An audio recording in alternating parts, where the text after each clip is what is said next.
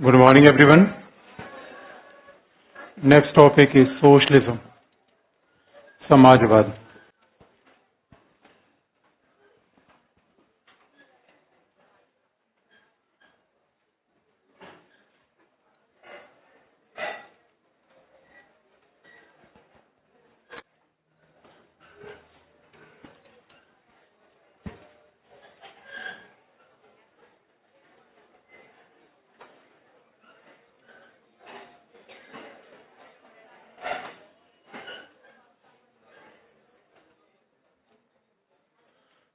Socialism में पहला कि what are the basic reason behind the origin of socialism.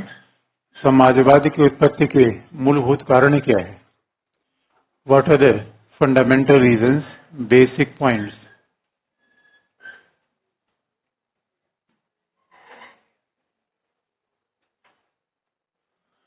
What are the basic reason behind the emergence of socialism? तो समाजवाद की उत्पत्ति हुई थी, मूल कारण अगर देखा जाए तो पहला समाजवाद भी it is a modern concept like liberalism. उदारवाद की तरह यह भी एक आधुनिक विचार है, एक नवीन विचार है और बहुत सारी ऐसी परिस्थितियां जो उदारवाद के उत्पन्न होने में सहायक है, उन्हीं समाजवाद भी उत्पन्न हुआ. और खासतौर पर अगर देखें तो पहला इंडस्ट्रियल अर्बन सोसाइटी, जो यूरोप में पहली बार औद्योगिक और शहरी समाज आया, उस औद्योगिक और शहरी समाज के कारण न केवल उस औद्योगिक शहरी समाज ने, लोग कहते हैं कि लोगों को आजाद कर दिया, स्वतंत्रता मिल गई, डेमोक्रेसी मिल गई और उत्पादन के तरीके बड़े अच्छे हो गए, तो निश्चित तौर पर जो मशीनों से उत्पादन हुआ वो बड़ा ही अच्छा था. लोगों को आजादी मिल गई, रूल ऑफ लॉ आ गया, कॉन्स्टिट्यूशनिज्म आ गया. तो शहर उद्योग ने लोगों को बहुत सारी चीजें दी, इसमें कोई दो राय नहीं है. लेकिन इसी शहर उद्योग ने समाज में एक नई प्रकार की विषमता भी उत्पन्न की. इसलिए ऐसा लगा कि समाज में जब उद्योग बना, शहर बना, तो सभी लोगों की हैसियत समान नहीं थी. इसका मतलब है rich became more richer and poor became more poorer. अमीर ज्यादा अमीर हो गया और गरीब ज्यादा गरीब हुआ. ये समाज में एक बड़ी विषमता देखी गई. और सवाल यह है कि अगर उदारवाद ये मानता है कि आधुनिक युग में सामंतवाद खत्म हो गया, यानी एक प्रकार की ऐसी विषमता थी सामंतवाद में थी, और सामंतवादी विषमता को आधुनिक औद्योगिक और शहरी समाज ने खत्म किया. यानी सामंतवादी विषमता कहाँ पे थी? जाति, धर्म, लिंग के आधार पर. But now various new manifestation of disparity emerge in industrial and urban society. औद्योगिक और शहरी समाज में अनेक प्रकार की विषमताएं उत्पन्न हो गई.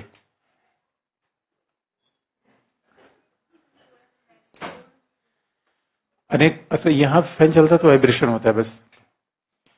अनेक प्रकार की विषमताएं उत्पन्न हो गई. ऐसा लगा कि आजादी सभी के लिए नहीं, it was only available for the property class, पूंजीपतियों के लिए. और एक खास बात आप देखेंगे, इंडस्ट्रियल अर्बन सेंटर ने केवल समाज में गरीबी पैदा की, और यही बात नहीं है, मानव के स्वभाव को विकृत कर दिया.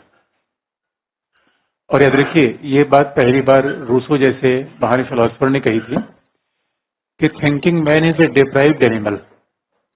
यानी मानव बड़ा विवेकशील बन गया, और विवेक आधुनिक युग की पहचान है. आप याद रखिए, शहर में रहने वाला मानव बड़ा ही होशियार बन गया. और कई बार हम कहते हैं विवेकशील व्यक्ति. अच्छा, ये विवेकशील व्यक्ति है, स्वार्थी व्यक्ति है. यानी आधुनिक इंडस्ट्रियल और अर्बन सेंटर्स ने व्यक्तियों में स्वार्थ पैदा किया है. इसका मतलब है इसके दो दुष्परिणाम है. सामाजिक समस्या तो उत्पन्न हुई ही, आर्थिक समस्या उत्पन्न हुई है.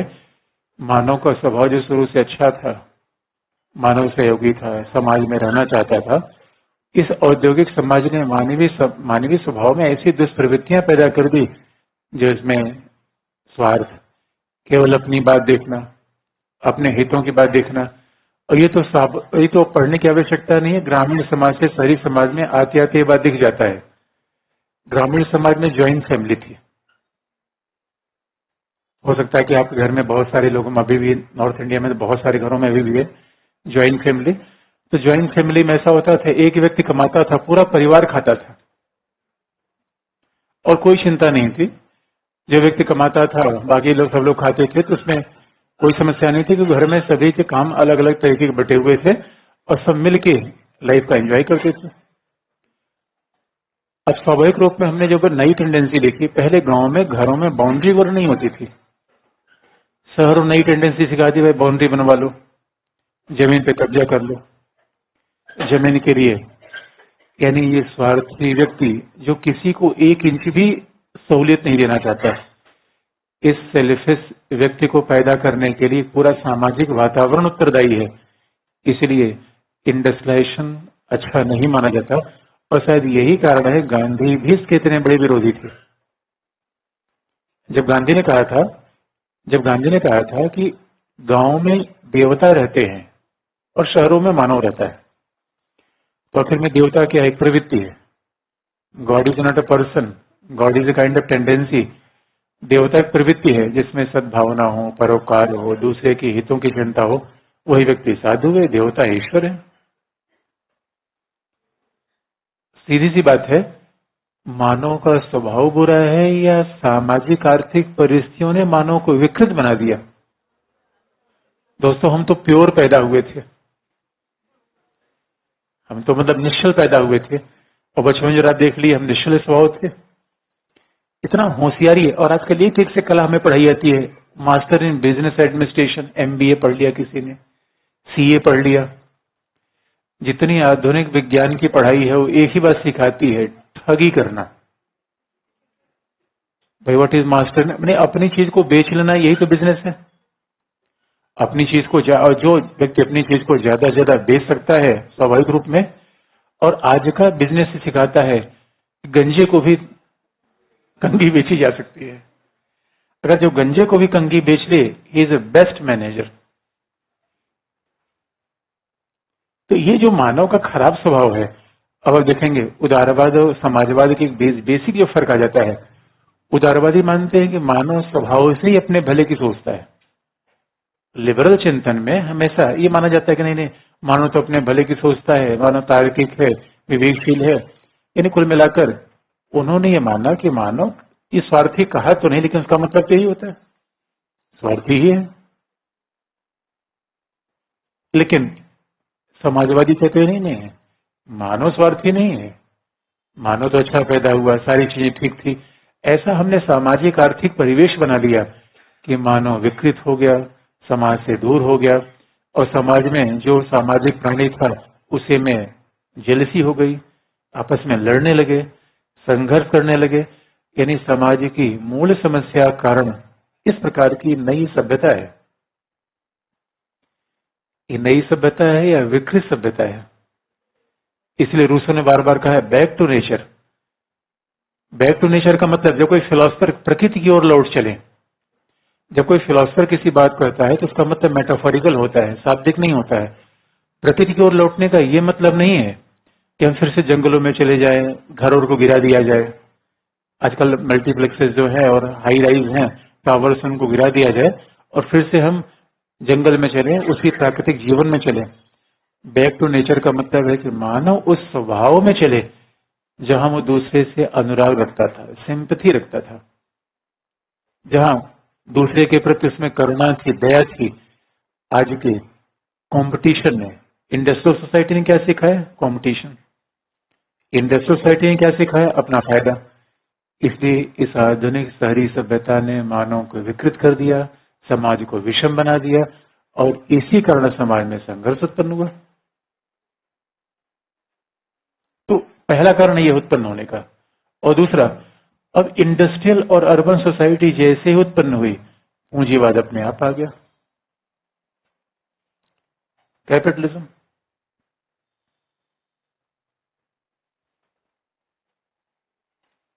यानी capitalist economy is a second basic cause behind the emergence of socialism.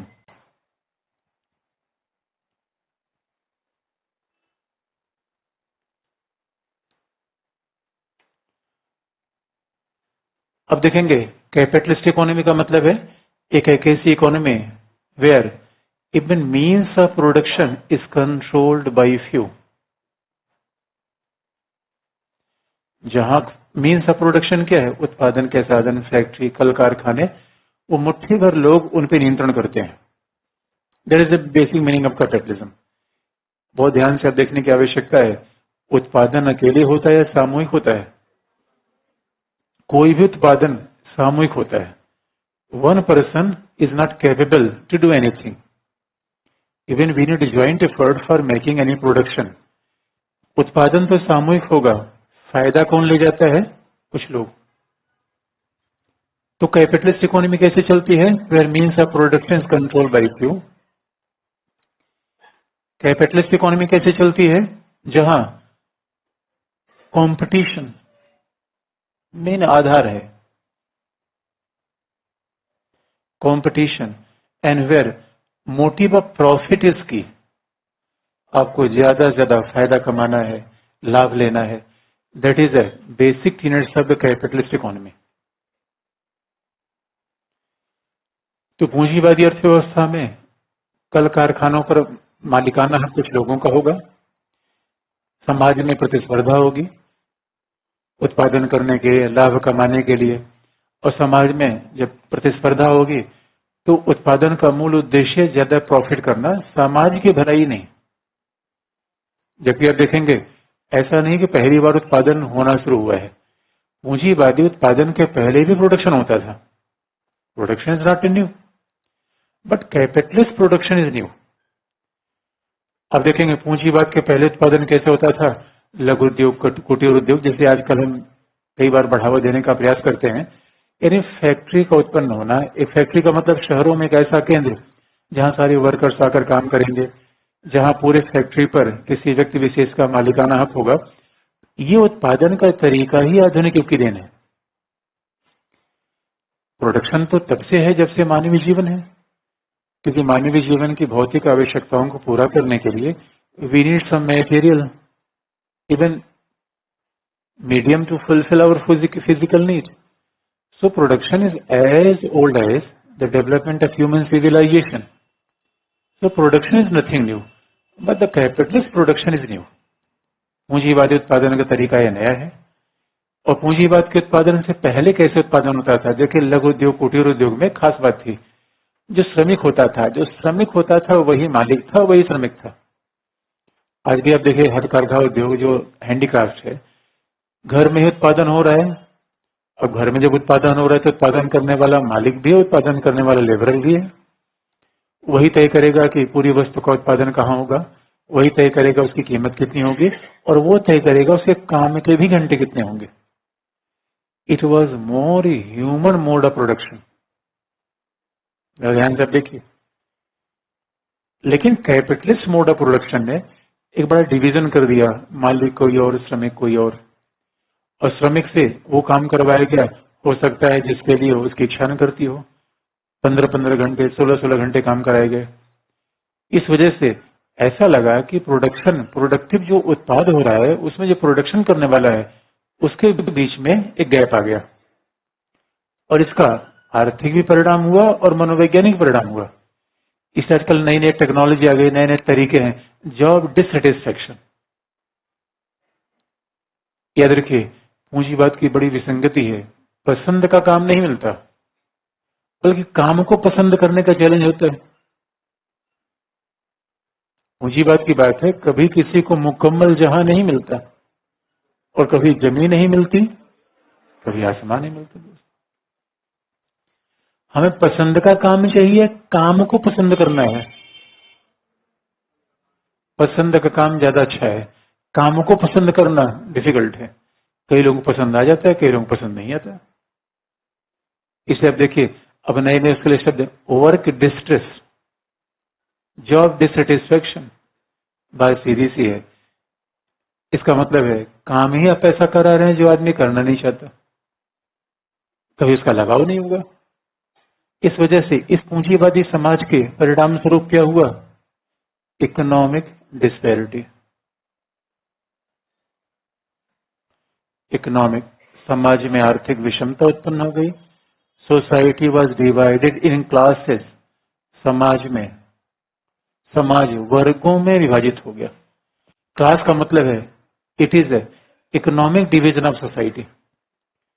जब एक शब्द हम प्रयोग करते हैं सोशल स्ट्रेटिफिकेशन, सामाजिक स्तरीकरण, कई बार सोशियोलॉजी से शब्द का प्रयोग करते हैं। सोशल स्ट्रेटिफिकेशन, सामाजिक स्तरीकरण। सामाजिक स्तरीकरण का मतलब है समाज को बांटते कैसे हैं। तो जो परंपरागत तरीका था वो जाति, धर्म, लिंग के आधार पे how we can divide a society.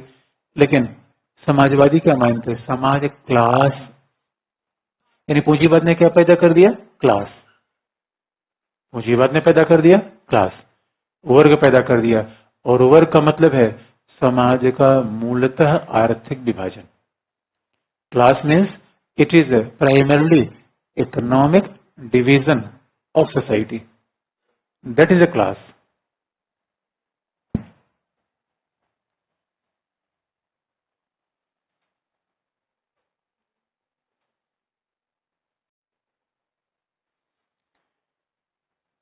It's economic division of society, that means class.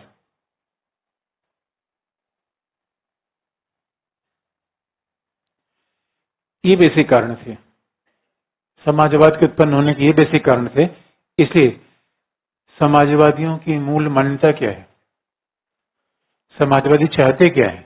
अब आप कहेंगे बस ये अगर बेसिक कारण है समाजवाद के उत्पन्न होने के, तो समाजवादी चाहते क्या है, इसका मतलब है अगर हम कंपैरिजन करें तो पहला, what is the basic tenets of socialism, तो पहला है इकोनॉमिक इक्वलिटी, आर्थिक समानता।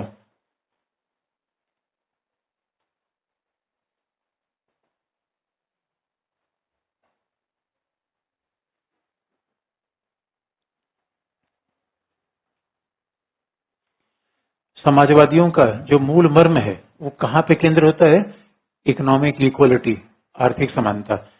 जो बात ध्यान देने की है, इनके हिसाब से आप कहेंगे कि समानता कैसी होनी चाहिए, 1 पर्सन 1 वोट, ये कहेंगे दैट इज नॉट सफिशिएंट, मतलब ये हो सकती है पर्याप्त नहीं है।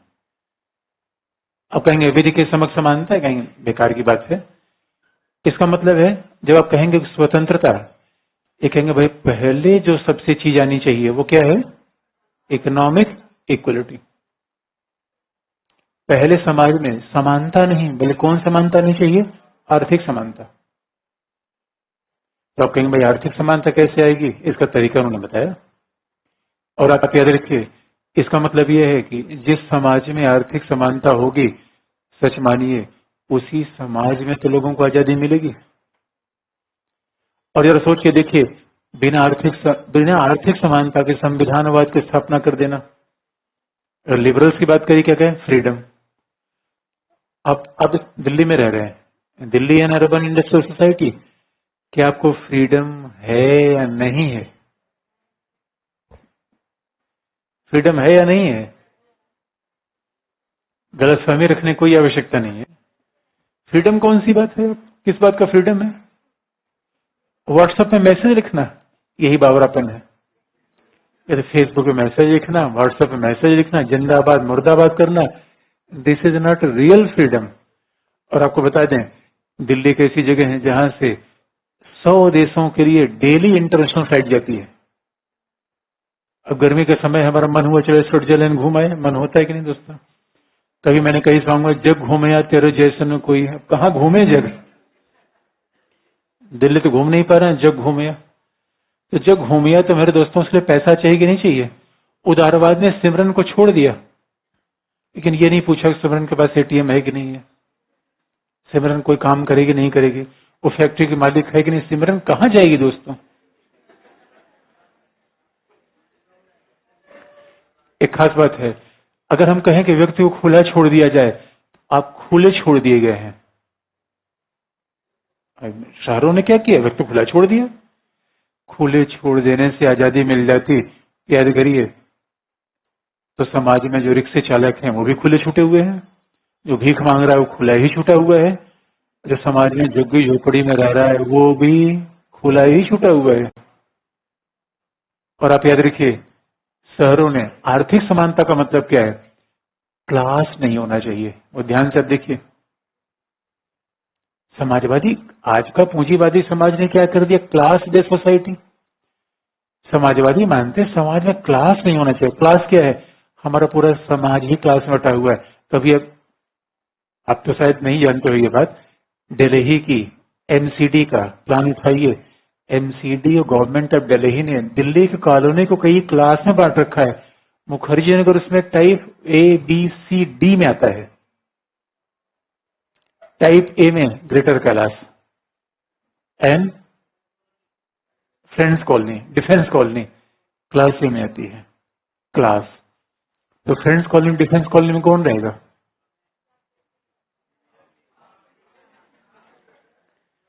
काश दोस्तों मैं वहां रहता। आपकी शुभकामना हो सकता है सच हो जाए। अच्छी बात बोलने से अच्छी बात होती है। आपका उत्साहवर्धन के लिए बहुत शुक्रिया, लेकिन मुझे अपनी औकात पता है।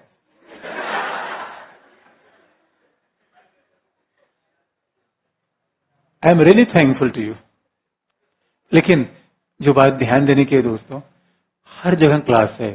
सोसाइटी क्लास बेस है। ट्रेन में जाइए क्लास मिलेगा आपको, प्लेन में जाइए क्लास मिलेगा, हाउसिंग सोसाइटी में जाइए क्लास मिलेगा। 3 BHK, 2 BHK, 1 BHK, कोई BHK नहीं है। जहां जाइए क्लास ही तो मिलेगा दोस्तों। इसीलिए समाज में कहीं मालिक है, कहीं मजदूर है। जरा सोच के देखिए, जो आपका कुक खाना बनाता है और जो आपसे खाना बनवाते हैं, देयर इज अ क्लास। कोई डॉक्टर हो गया, कोई टीचर हो गया। सवाल है कि हमें मानव चाहिए, डॉक्टर चाहिए, टीचर चाहिए, IAS अधिकारी चाहिए, और ये सब क्लास है। समाजवादी चिंतन क्या है? उदारवादियों ने बात तो बता दी कि व्यक्ति गरिमा का महत्व है, व्यक्ति समान है। अब जरा सोच के देखिए, जिसके दोस्तों हमें गरिमा चाहिए, पहले ATM चाहिए। गरिमा तो हमें मिली हुई है, रोज लुटती पिटती है गरिमा। उदारवादी बड़ी बड़ी बातें कहते हैं, गरिमा होना चाहिए, सबका चयन होना चाहिए, सबका महत्व समान है। कांट बाबा, हमने माना कि आपने कह दिया व्यक्ति स्वयं में साध्य है, लेकिन यार कैसे ये बात समझ में आती है? बिना पैसे के, बिना पैसे के दोस्तों, और बेरोजगारी का जीवन कैसा होता है आपसे बेहतर कोई जान नहीं सकता। और आप याद रखिए, आज के जमाने में अगर आप दिल्ली में रह रहे हैं, तो आप याद रखिए, एक ऐसी चीज जो आपको जीवन को संचालित करने के लिए सबसे इंपॉर्टेंट है, धर्म, जाति, लिंग, या अब बताइए समाजवादी तो सही बात कहते कि नहीं? यानी पहले क्या होना चाहिए? पहले आर्थिक समानता होनी चाहिए। और याद रखिए, आर्थिक समानता अगर हो जाए, जरा सोच के देखिए, बहुत ध्यान से देखिए, कई आर्थिक समान विषमताओं पे तुम्हारा ध्यान ही नहीं जाता दोस्तों, क्योंकि पूंजीवाद का प्रभाव बढ़ रहा है। पूंजीवाद ने कई विषमताओं को इतनी बारीकी से ढंक दिया है, हमारा ध्यान नहीं जा पाता। और आने वाले समय में तो लगता है लोगों को और ध्यान नहीं जा पाए, क्योंकि लोग समाजवाद वैसे लोग पढ़ेंगे ही नहीं। सब क्या पढ़े के आएंगे? BBA, CA, M.Tech, B.Tech। उनको पैकेज के अलावा किसी बात की चिंता नहीं होती। लेकिन जब तक मानवीय की विषय नहीं पढ़ाया जाएगा, इस समाजवाद की बात कौन लेकर आएगा? बहुत ध्यान से देखिए, एक है मकान मालिक, दूसरा है किराएदार। समानता है या विषमता है? ध्यान से देखिए, हर जगह तो विषमता है जहां पर रहते हैं। और मकान मालिक, यानी कांट ने कहा कि हमारा तो मालिक कोई हो ही नहीं सकता, व्यक्ति स्वयं में साध्य। लेकिन मकान मालिक रोज पूछता है, रात में लेट में मत आना, किराया भी लेगा, कहेगा लेट में मत आना, किसी को लाना मत। ये लो भैया, अरे मानव है, मानव है, अणु है।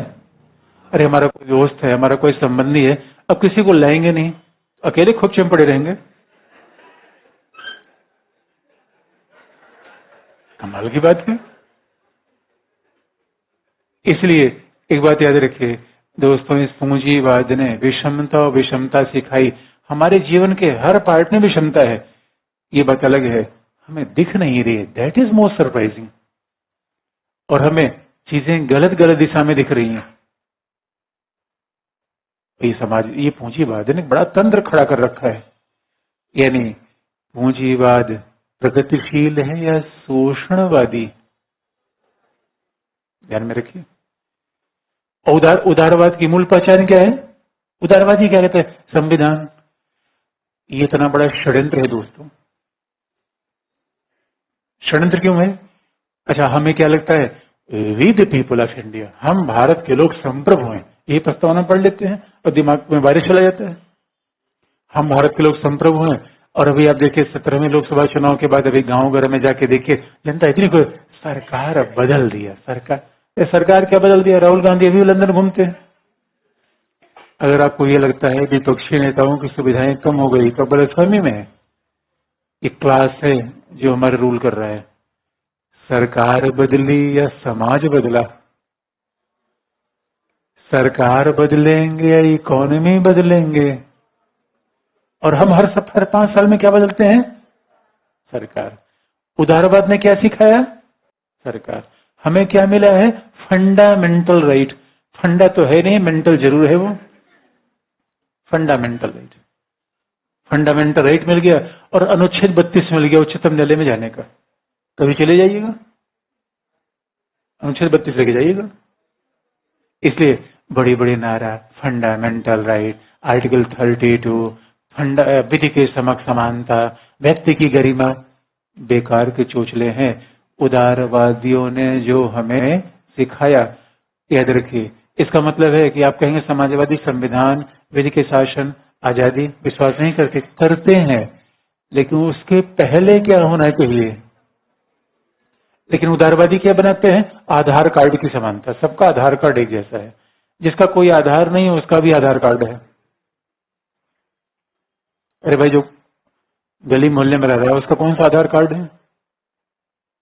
आज जिसका आधार ही नहीं उसका क्या बना हुआ है? आधार card.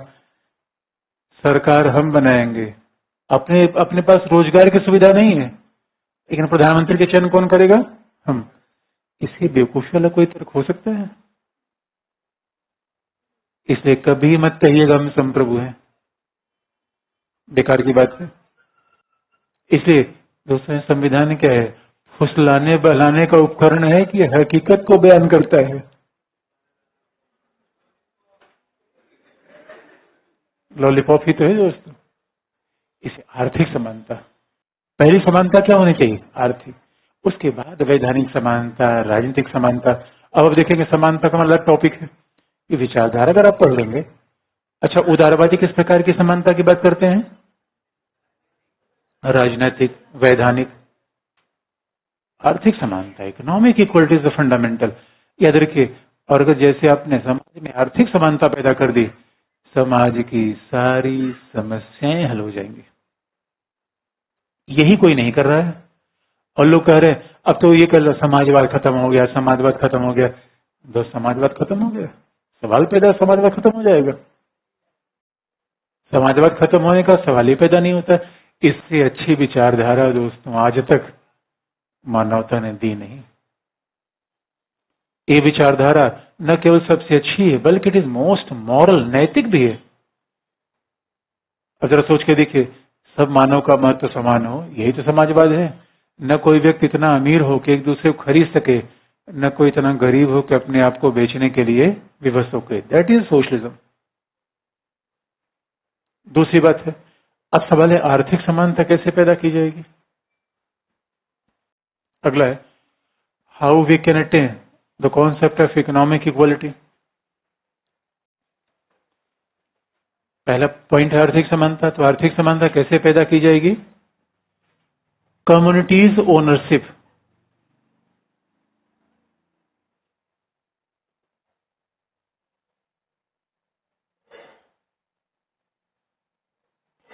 Over, means of production,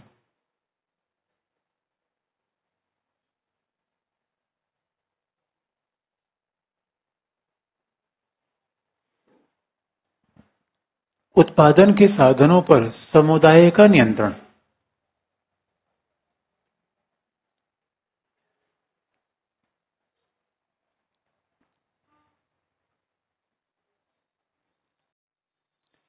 communities ownership over means of production. Samajwadi क्या मानते हैं? उत्पादन के साधनों पर किसका नियंत्रण होना चाहिए? समुदाय का।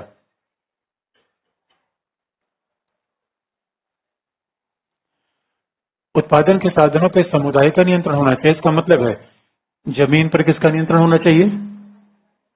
बहुत ध्यान से देखिए, ये इसलिए प्राइवेट प्रॉपर्टी के विरोधी है।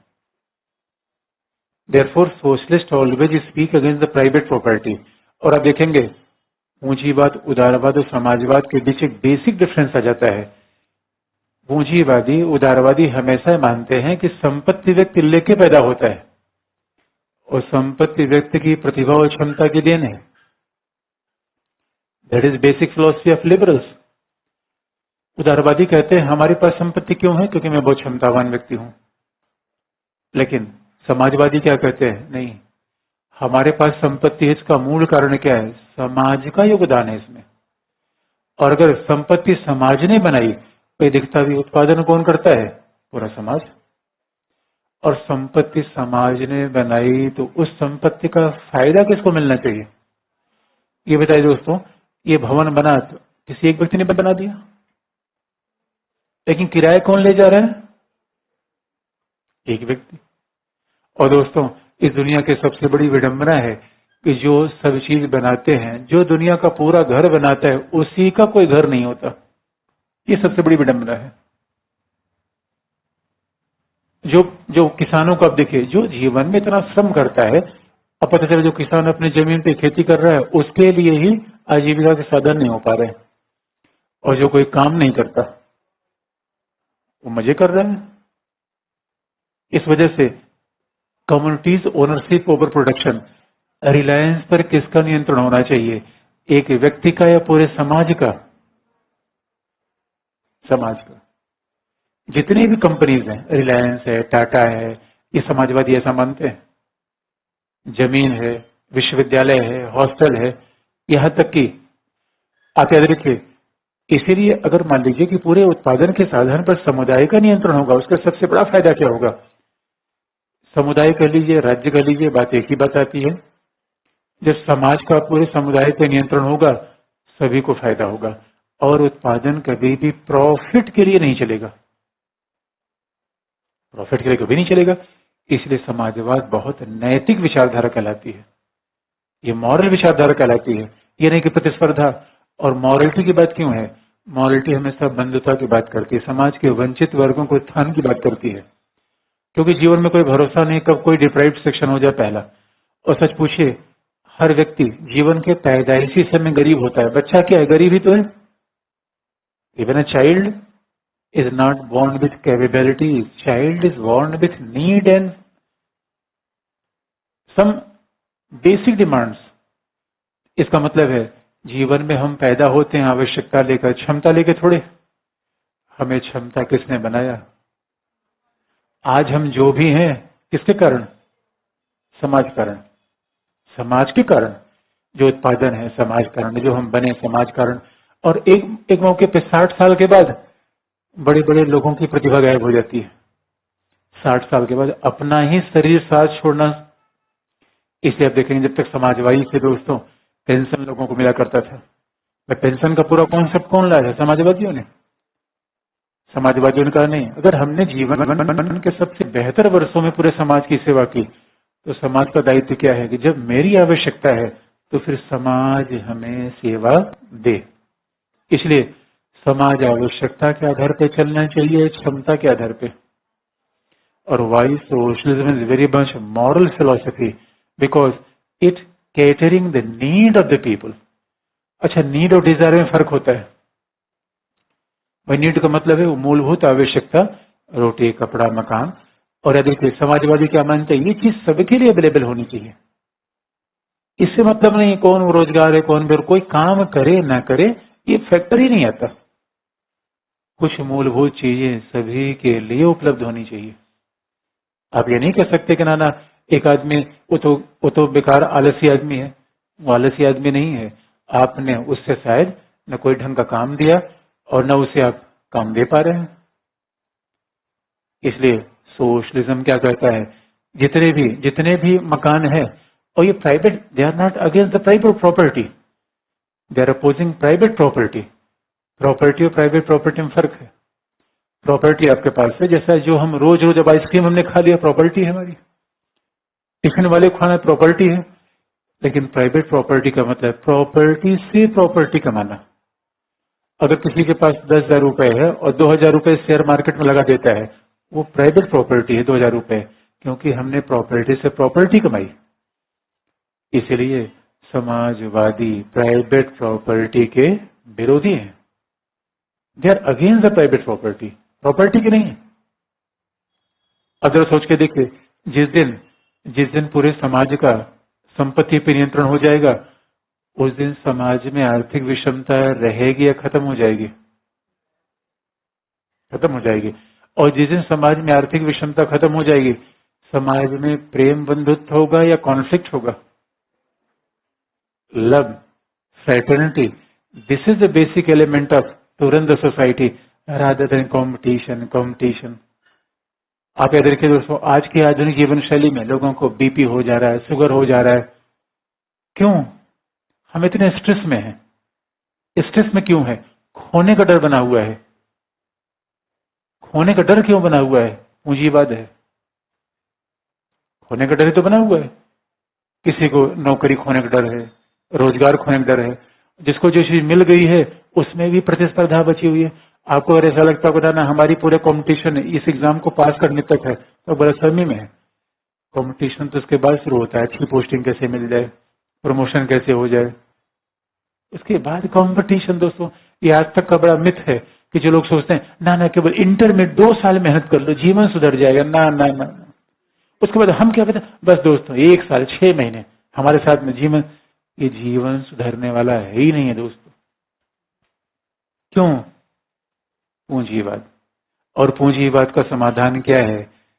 संपत्ति पर पूरे समाज का नियंत्रण होना चाहिए। अब जरा सोच के देखिए, समाज हुआ तो कैसा होता? अब संपत्ति पर पूरे समाज का नियंत्रण हो जाए तो टाटा के मालिक कौन होंगे? हम आप। ये जो मर्जी कार चलाइए, जो मर्जी कर रख दीजिए, और उसके बाद दिन रात फोन से बात करिए, कोई बिल नहीं। और याद रखिए, जब मर्जी हो तब यहाँ किराए पे रहिए, जब मर्जी हो निकल जाइए। कोचिंग जैसी व्यवस्था तो रहेगी ही नहीं।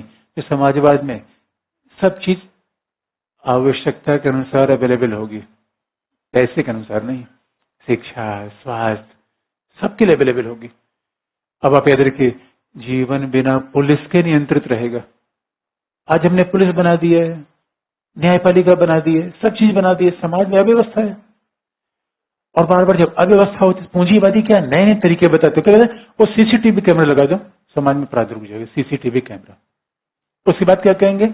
एक गुड गवर्नेंस, ये सब यूज करो। क्या कहते हैं उसको, जो आजकल नए नए सर्विलांस सिस्टम है, ड्रोन यूज करो, सीसीटीवी कैमरा यूज करो। और नक्सलवाद को मिटाने के लिए आप क्या बना दो? सीआरपीएफ का अलग बटालियन है कि नहीं, कोबरा। याद रखिए, उदारवादी क्या कहते हैं? समाज की समस्याओं का समाधान है राज्य को शक्तिशाली बनाकर। कभी नहीं हो सकता, कभी नहीं हो सकता। और आज तो हमारा समाज इतना असंवेदनशील बन गया है, जो समस्या नहीं है उसी को हम समस्या मान बैठे हैं। यानी समाज की मूल समस्या है गरीबी, बीमारी, अशिक्षा, निर्धनता। बाकी कोई समस्या है ही नहीं है। और उस समस्या का समाधान करना है, मामला सीधा है। लेकिन सवाल है, हम तो सही समस्या का समाधान नहीं करते, समाधान देते भी नहीं। तो जब हम पूछते हैं बताओ भाई दिल्ली में क्राइम कैसे रुके, तो कहते हैं पुलिस स्टेशन और होना चाहिए। पहला पुलिस स्टेशन को ट्रेनिंग अच्छा दो, उनको अमेरिका से ट्रेन करके लाओ, ट्रेनिंग अच्छा दो। उनके पास गन अच्छी होनी चाहिए, उनका वर्कलोड कम करो।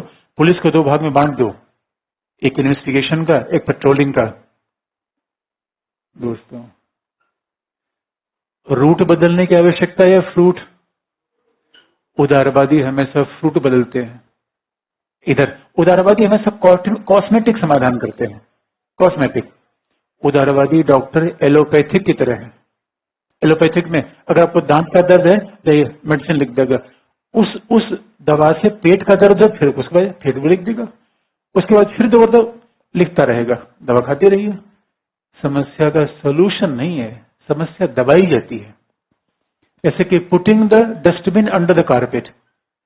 हमारे झाड़ू के सुबह सुबह ये एक झाड़ू मारता है, यहां तक गंदगी वहां जाती है। मैं झाड़ू मारने का समझता तक आया नहीं, झाड़ू मारता क्यों है यार? ये सफाई के लिए, गंदगी के लिए। एक कूड़े को यहां से उठा के वहां हटाएंगे, कूड़े मात्र को हटा देंगे। We are putting dustbin beneath the carpet. वैसा उदारवादी समाधान लाते हैं, वो सब चीज को रेगुलेट करते हैं, दबा देते हैं। हमें तो आयुर्वेदिक सिस्टम चाहिए समस्या का समाधान, और वो है डॉक्टर हसमुख के पास। And doctor Hasmukh is socialism. Oh my God, what a romantic philosophy it is. समाजवाद कितना बड़ा विचार है दोस्तों, बड़ा विचार है, सामान्य विचार है। जरा लगा के देखिए दोस्तों। तीसरा,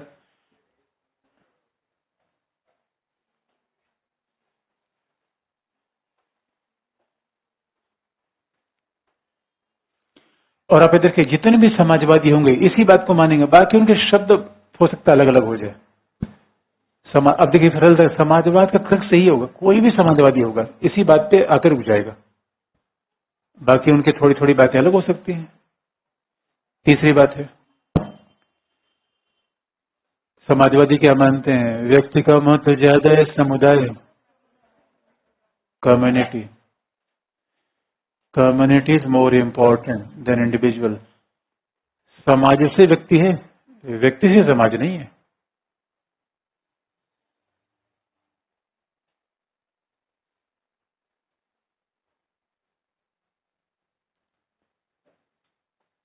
इसलिए आप देखेंगे हर मामले उदारवादियों से लगा रहे हैं।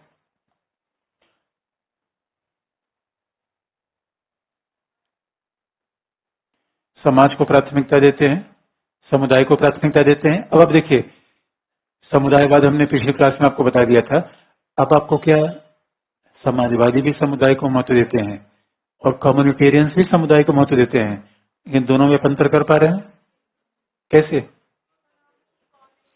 इनका मूल ध्यान क्या है? इकोनॉमी पे। समुदायवादियों का मूल ध्यान क्या है? कल्चर पे, फैमिली पे। उनका ध्यान इकोनॉमी पे नहीं है। बेसिक डिफरेंस यही आ रहा है। ये समुदाय को महत्व देते हैं। और अगला, और जब आप समुदाय को महत्व देंगे प्रतिस्पर्धा के बजाय for them fraternity is more important. बंधुता।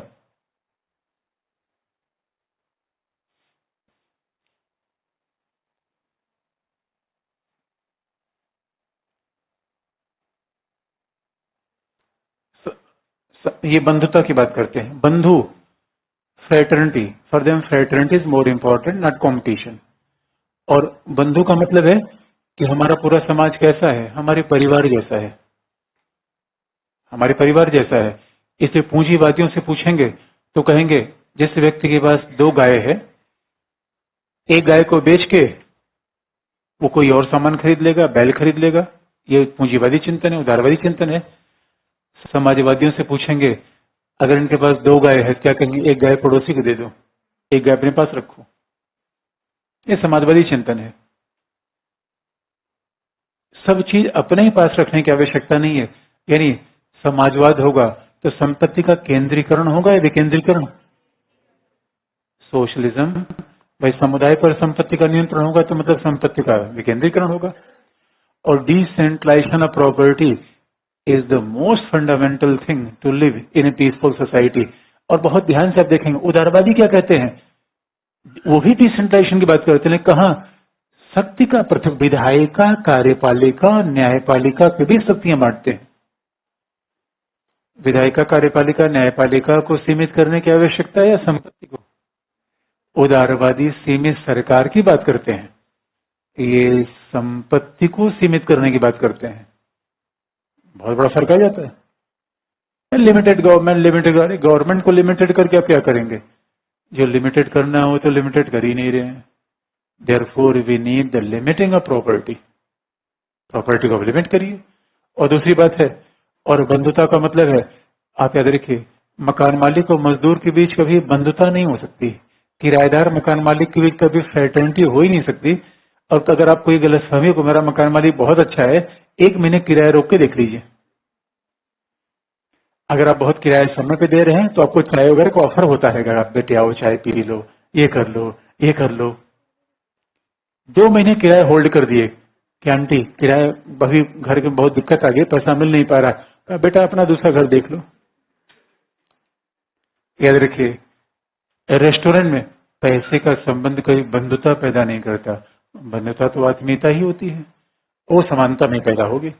इसलिए आप देखेंगे सबसे ज्यादा फ्रेटर्निटी कहाँ पैदा होती है? हॉस्टल्स में, क्योंकि वहां सभी की पोजीशन एक जैसी है। आप देखेंगे फ्रेटर्निटी का बेस्ट एग्जांपल हम देखा हॉस्टल में, वो भी जब लोग बीए में हुआ करते थे या कॉलेज में हुआ करते थे, क्योंकि उनकी सबकी पोजीशन समान थी। हो सकता है कॉलेज लाइफ के बाहर लोगों में अंतर आ गए, कोई बड़े पद पे चला गया, कोई इधर चला गया, तो लोग उसके बाद मिलने से थोड़ा लोग संकोच करने लगे।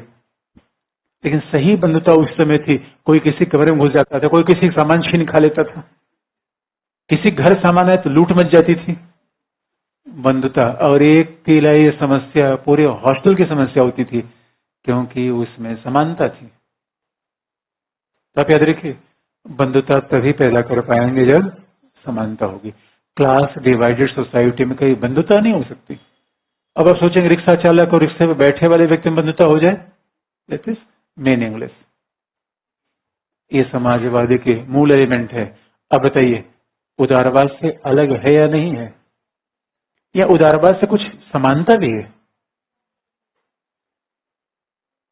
समानता है क्या?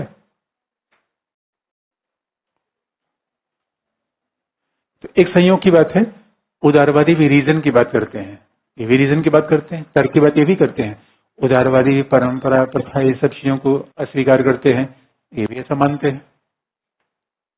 परंपरा प्रथा, और एक बात याद रखिए, liberal ideology also secular. Socialism तो सेकुलर है ही है, क्योंकि समानता लाने के लिए भगवान की आवश्यकता है या प्रॉपर्टी को डिसेंट्रलाइज किया जाए। इस socialist ideology most secular ideology. समाजवाद में अपने आप में पंथ निरपेक्षता है, क्योंकि समाज की सारी समस्याओं का समाधान कहाँ पाते हैं? संपत्ति में। संपत्ति भौतिक है, आध्यात्मिक है? भौतिक है, और संपत्ति भौतिक है, देयरफॉर दे आर सेकुलर। इसे all socialist are secular in by nature. तो उदारवाद समाजवाद में समानता क्या गई? दोनों तार्किकता को मानते हैं, अंतर के बावजूद। अंतर तो आप स्पष्ट कर ही पा रहे हैं। समाज उदारवाद के मूल एलिमेंट मैंने बता दिए, समाजवाद को आप देख लीजिए। लेकिन उसके बावजूद दोनों सेकुलर हैं, दोनों परंपरा प्रथा को नहीं मानते, दोनों तार्किकता को मानते हैं। ये बात इंपॉर्टेंट है, ये कुछ कुछ समानताएं दिखती हैं। अब अगला, समाजवाद का यही मूल लक्ष्य है तो जरा बड़ा आगे कुछ लिखने की बात है। अगला पॉइंट, अगला हेडिंग चेंज कर लीजिए। समाजवाद को प्राप्त करने के साधन।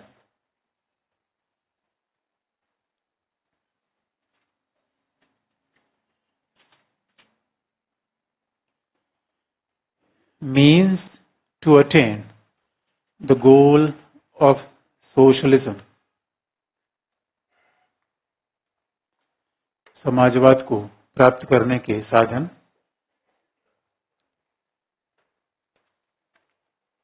जिसमें पहला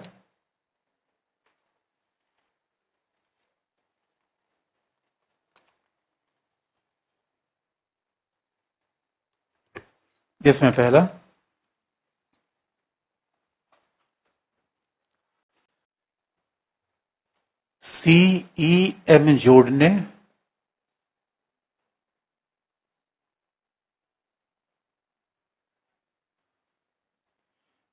CEM जोड़ने समाजवाद के बारे में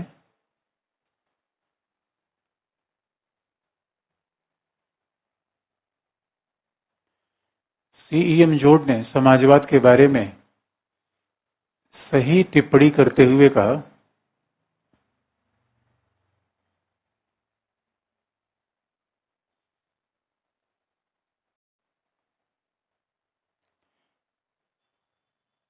the comment on socialism is well defined by C.E.M. जोड। उन्होंने समाजवाद के बारे में टिप्पणी करते हुए कहा, समाजवाद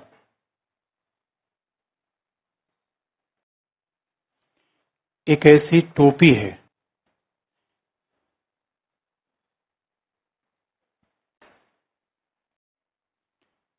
समाजवाद इज लाइक ए कैप, एक ऐसी टोपी है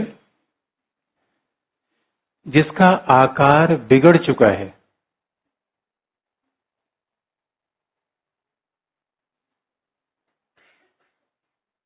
socialism is like a hat which has lost its shape। समाजवाद एक ऐसी टोपी है जिसका आकार बिगड़ चुका है। उनके अनुसार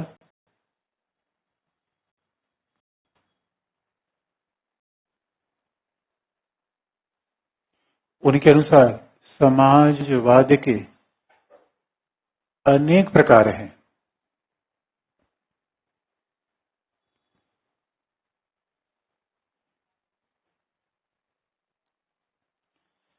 उनके अनुसार समाजवाद के अनेक प्रकार हैं।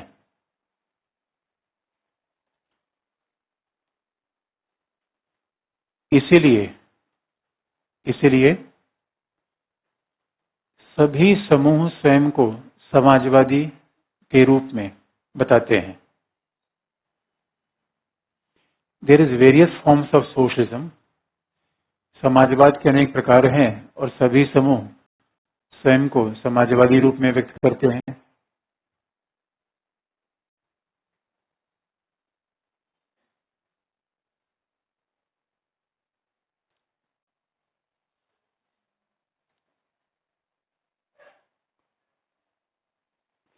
और सभी समूह अपने आप को समाजवादी रूप में व्यक्त करते हैं। देखिए, इसका मतलब ये हो गया कि सीएम जोड ने, बल्कि ये टिप्पणी एक बार सवाल पूछा भी गया था कि समाजवाद एक ऐसा टोपी है जिसका आकार बिगड़ चुका है। इसका मतलब आकार बिगड़ चुका का मतलब है टोपी कोई फिक्स साइज नहीं है। तो फिक्स साइज है, इसका मतलब है कि समाजवाद का भी कोई फिक्स मतलब नहीं है। जितने लोग उतने समाजवाद। यद्यप जब इस कमेंट को आप लिखेंगे तो उनका मतलब यह है कि समाजवाद के रूप अलग अलग हो गए, लेकिन उसके बावजूद उनकी बेसिक एसेंस एक ही जैसे है। और रूप अलग अलग क्यों हो गए? क्योंकि सब लोग इन्हीं उद्देश्यों को प्राप्त करने के लिए अलग अलग साधनों का प्रयोग कर रहे हैं। और आपको याद दिला दें, 20वीं शताब्दी में आफ्टर सेकेंड वर्ल्ड वॉर 2 शब्द इतने लोकप्रिय हो गए कि शायद उन 2 शब्द से हर व्यक्ति अपने आप को जोड़ना चाहता था। और पहला था डेमोक्रेसी, दूसरा था सोशलिज्म। तो हर व्यक्ति अपने आप को समाजवादी कहलाना ही पसंद करता था। तो सवाल है कि समाजवाद इसलिए टोपी बिगड़ गई। लेकिन इस टोपी का पहली शुरुआत कहां से हुई? पहला, कल्पना लोकीय समाजवाद, यूटोपियन सोशलिज्म। हेडिंग है कल्पना लोकीय समाजवाद, यूटोपियन सोशलिज्म।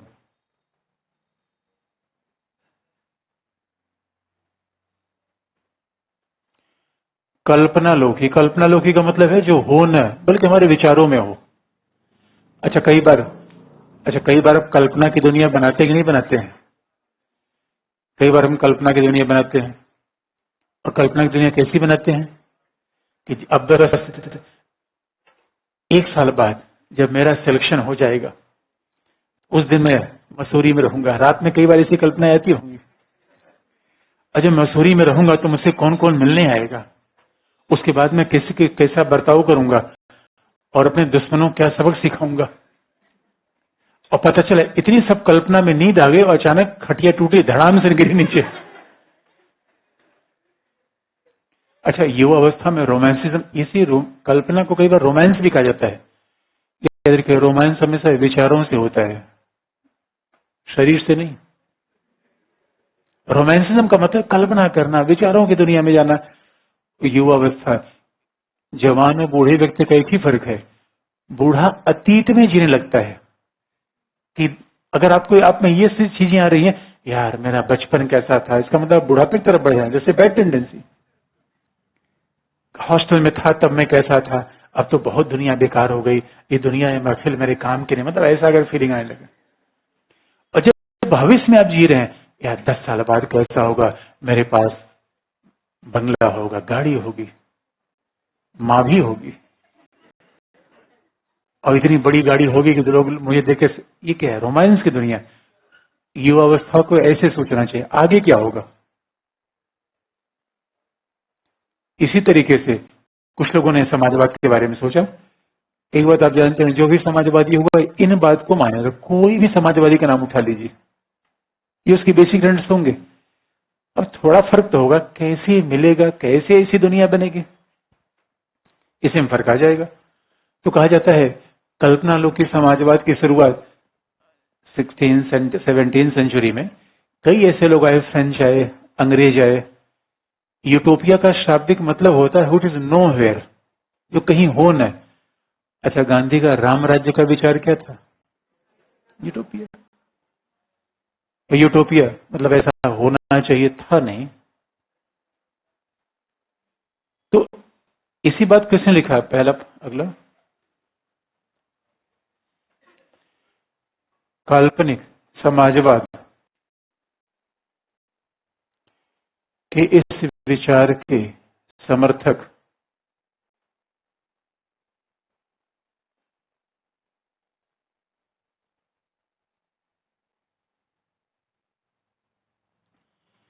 काल्पनिक समाजवाद के इस विचार के समर्थक रॉबर्ट ओवेन,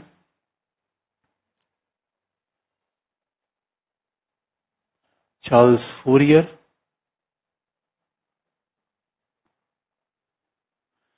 और सेंट साइमन थे।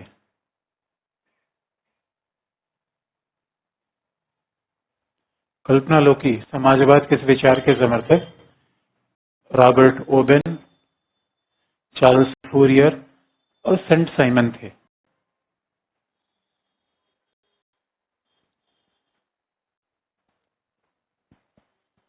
FOU, फूरियर, कुरियर नहीं,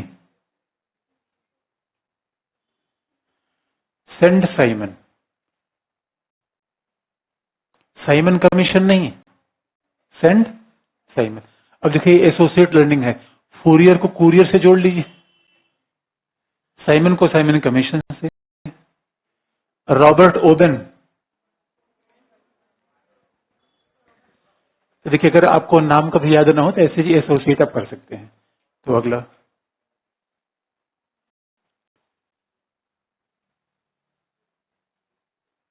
इनके द्वारा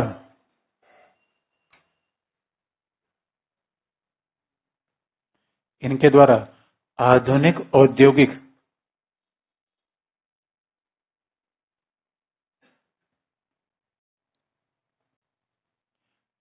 आधुनिक औद्योगिक समाज की आलोचना की गई।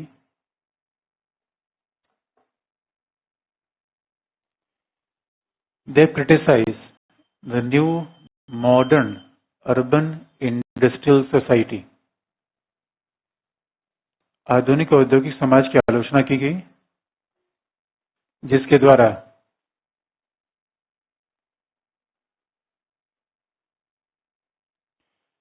मानव स्वभाव विकृत हो गया, in which distorted the basic human nature, जिसके द्वारा मानव स्वभाव विकृत हो गया,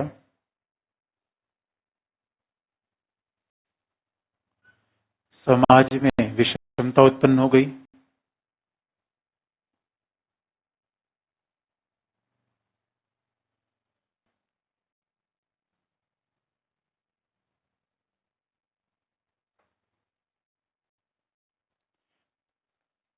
the inequality emerge in society. अब देखिए सारी बात समाज, यही बात हमने बता भी दी है। तो जो समाजवादी रहेगा उसी किस्म की बात करेगा। समाज में विषमता उत्पन्न हो गई तथा तथा शोषण शोषण होने लगा। Exploitation also emerge side by side, तथा शोषण होने लगा। भाई अब देखिए, विषमता का अगला परिणाम क्या है? शोषण, एक्सप्लॉयटेशन होगा। और एक संपत्ति, एक व्यक्ति प्रतिभा क्षमता का दूसरा प्रयोग करेगा, और पूंजीवाद में तो ये होता ही है। वे सारे श्रमिक काम कर रहे हैं और फायदा उठा रहा है पूंजीपति। ये पूरा कैपिटलिस्ट प्रोडक्शन का पार्ट है। अब इस बात को देखकर ये बहुत निराश हो गए। इस बात को देखकर उनको बड़ा दुख हुआ, क्या ऐसी मानवता होगी, ऐसा मामला होगा? तो अगला पॉइंट,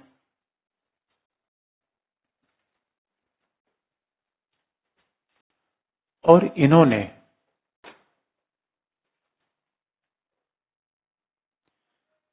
इन्होंने एक ऐसी आर्थिक प्रणाली और उत्पादन के तरीके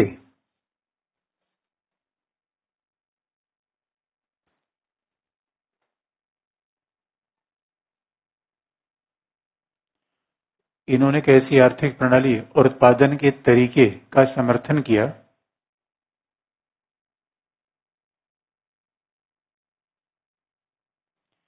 जिसमें न कोई मालिक होगा न कोई मजदूर होगा।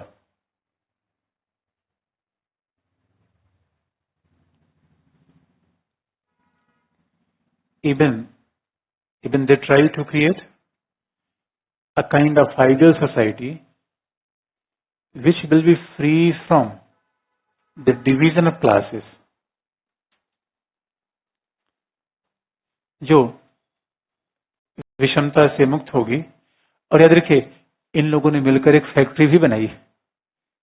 किसी ने फैक्ट्री बनाई, एक ने गांव बनाया, जिसे फैलास कहते हैं।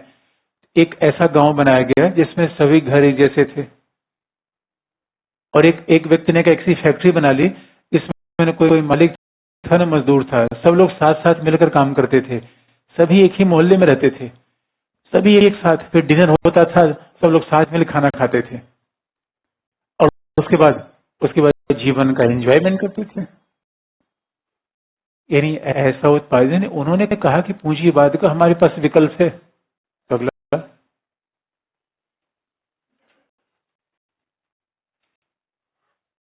इनके अनुसार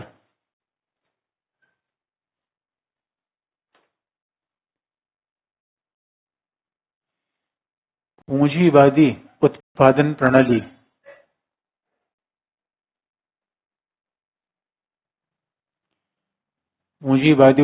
प्रणाली के बजाय उत्पादन पर समूचे समुदाय का नियंत्रण होना चाहिए।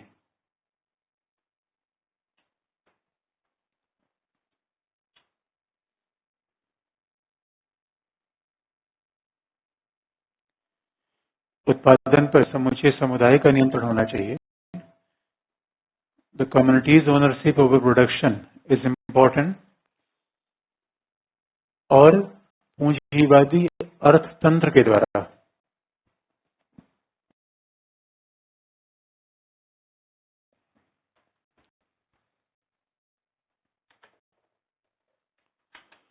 और पूंजीवादी आर्थिक प्रणाली के द्वारा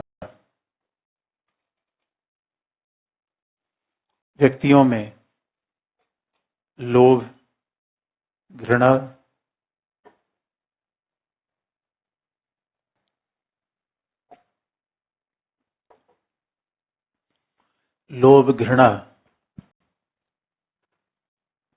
ईर्ष्या जैसी प्रवृत्तियां उत्पन्न हो गई।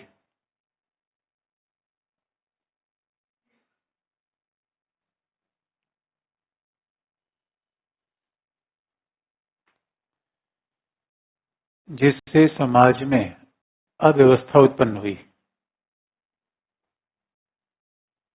लोभ, घृणा, ईर्ष्या जैसी प्रवृत्तियां उत्पन्न हो गई, जिससे समाज में अव्यवस्था उत्पन्न हो गई।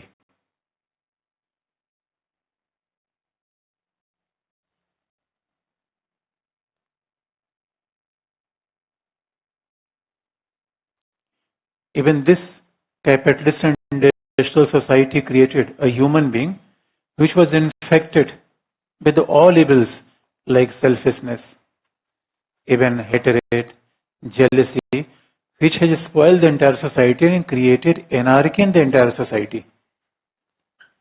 इसका मतलब यह है इन लोगों ने कहा कि हम एक ऐसा समाज बनाएंगे जिसमें मानव स्वार्थी नहीं होगा, उत्पादन साझा होगा, और इन्होंने एक दो प्रयास भी कैसे किए, उद्देश्य इनका यही था।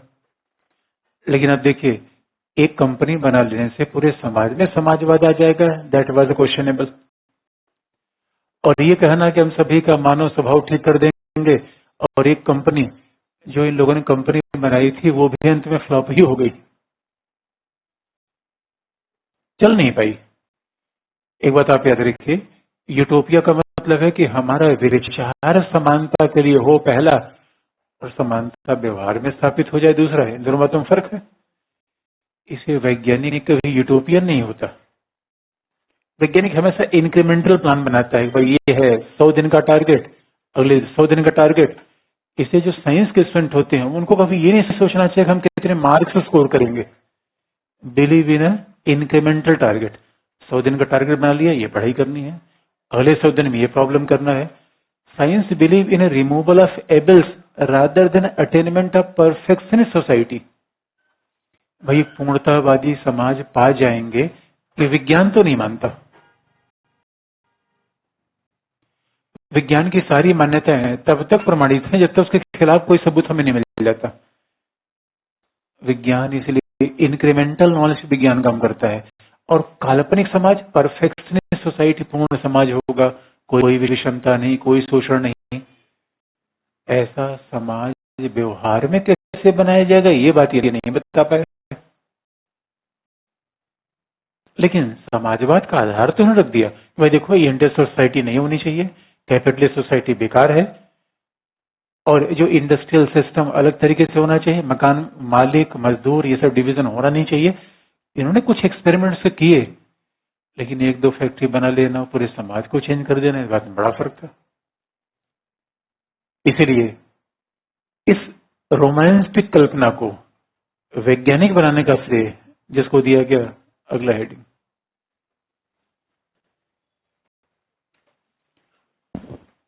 वैज्ञानिक समाजवाद, साइंटिफिक सोशलिज्म।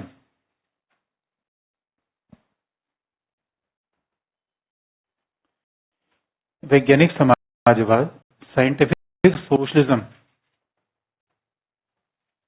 या ब्रैकेट में मार्क्सिज्म, मार्क्सवाद।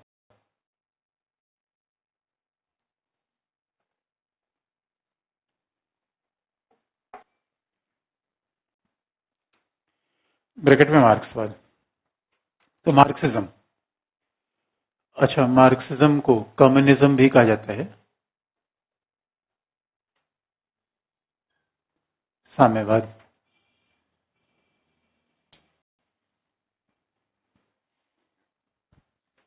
देखिए, जो बात ध्यान देने की है,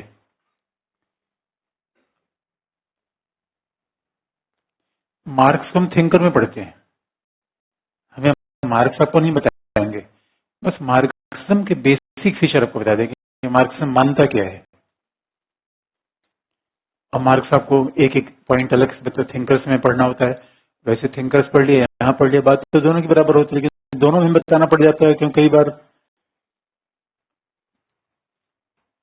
लोग कहते हैं भाई अगर हम मार्क्सवाद में न बताएं क्या सर, तो मार्क्सवाद छोड़ दिया उन्होंने। देखिए, मार्क्स पढ़ ली, मार्क्सवाद पढ़ ली, तो एक ही बात है, तो हमें थिंकर में दोनों बताना पड़ता है। सिर्फ थिंकर की बात ना करके हम शॉर्ट में मार्क्सवाद की बात करें कि क्या फीचर क्या है मार्क्सवाद के। पहले तो आप याद रखिए, मार्क्सवाद समाजवाद का पार्ट है, ये बात तो स्पष्ट है। अगर मार्क्सवाद समाजवाद का पार्ट है तो किन के उद्देश्यों को चाहेगा, यही यही चाहेगा। तो सवाल यह है कि मार्क्सवादियों ने अपने आप को वैज्ञानिक समाजवादी क्यों कहा।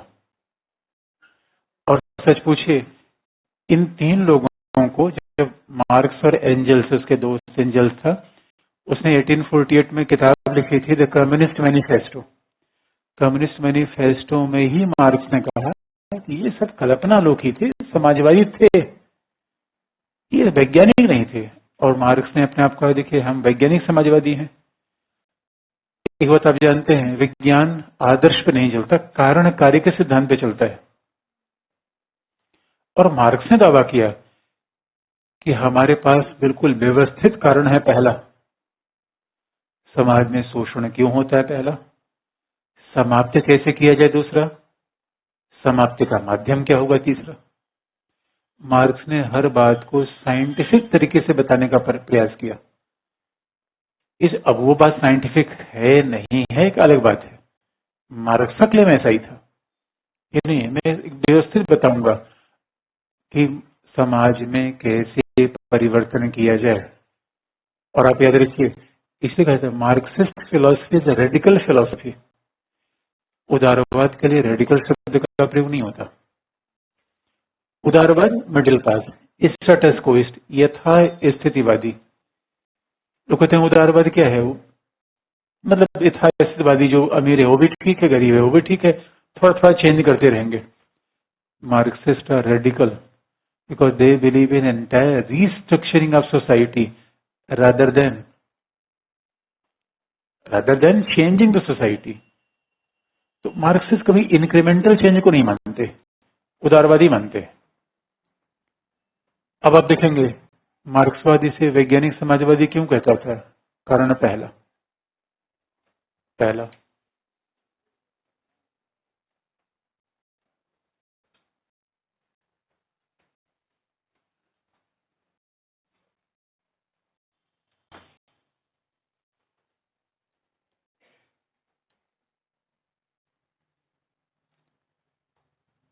समाज में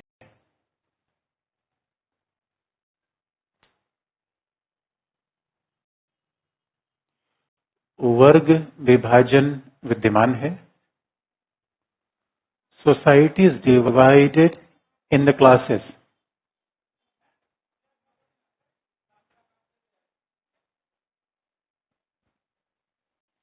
समाज में वर्ग विभाजन विद्यमान है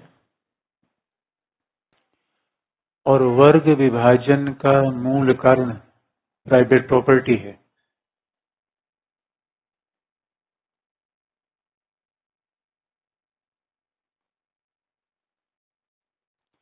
Private property is the basic reason behind the division of classes.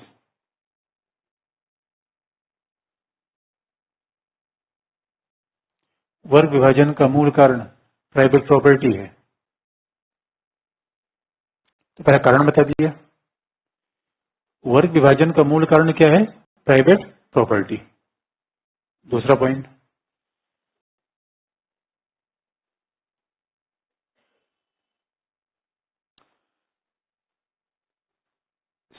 पूंजीवाद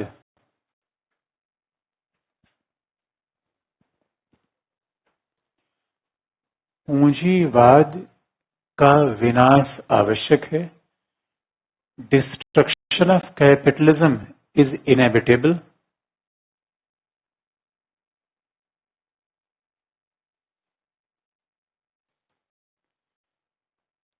पूंजीवाद का विनाश आवश्यक है।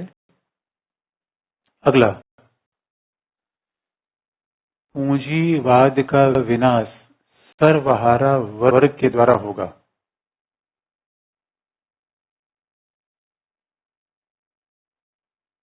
The proletariat class will destroy the capitalism.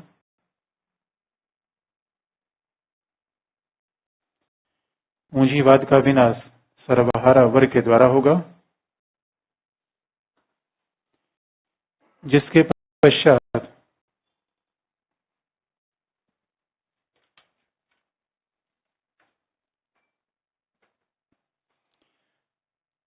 पश्चात सर्वहारा वर्ग का अधिनायकत्व स्थापित होगा।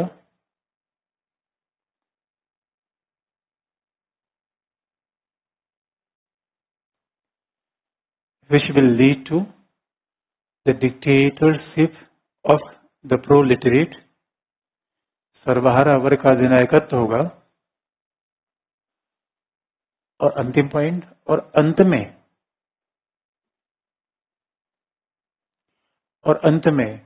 राज्य सरकार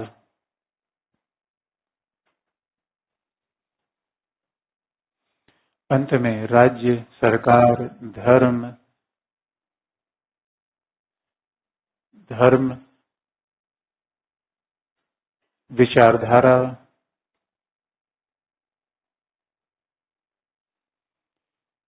सभी समाप्त हो जाएंगे।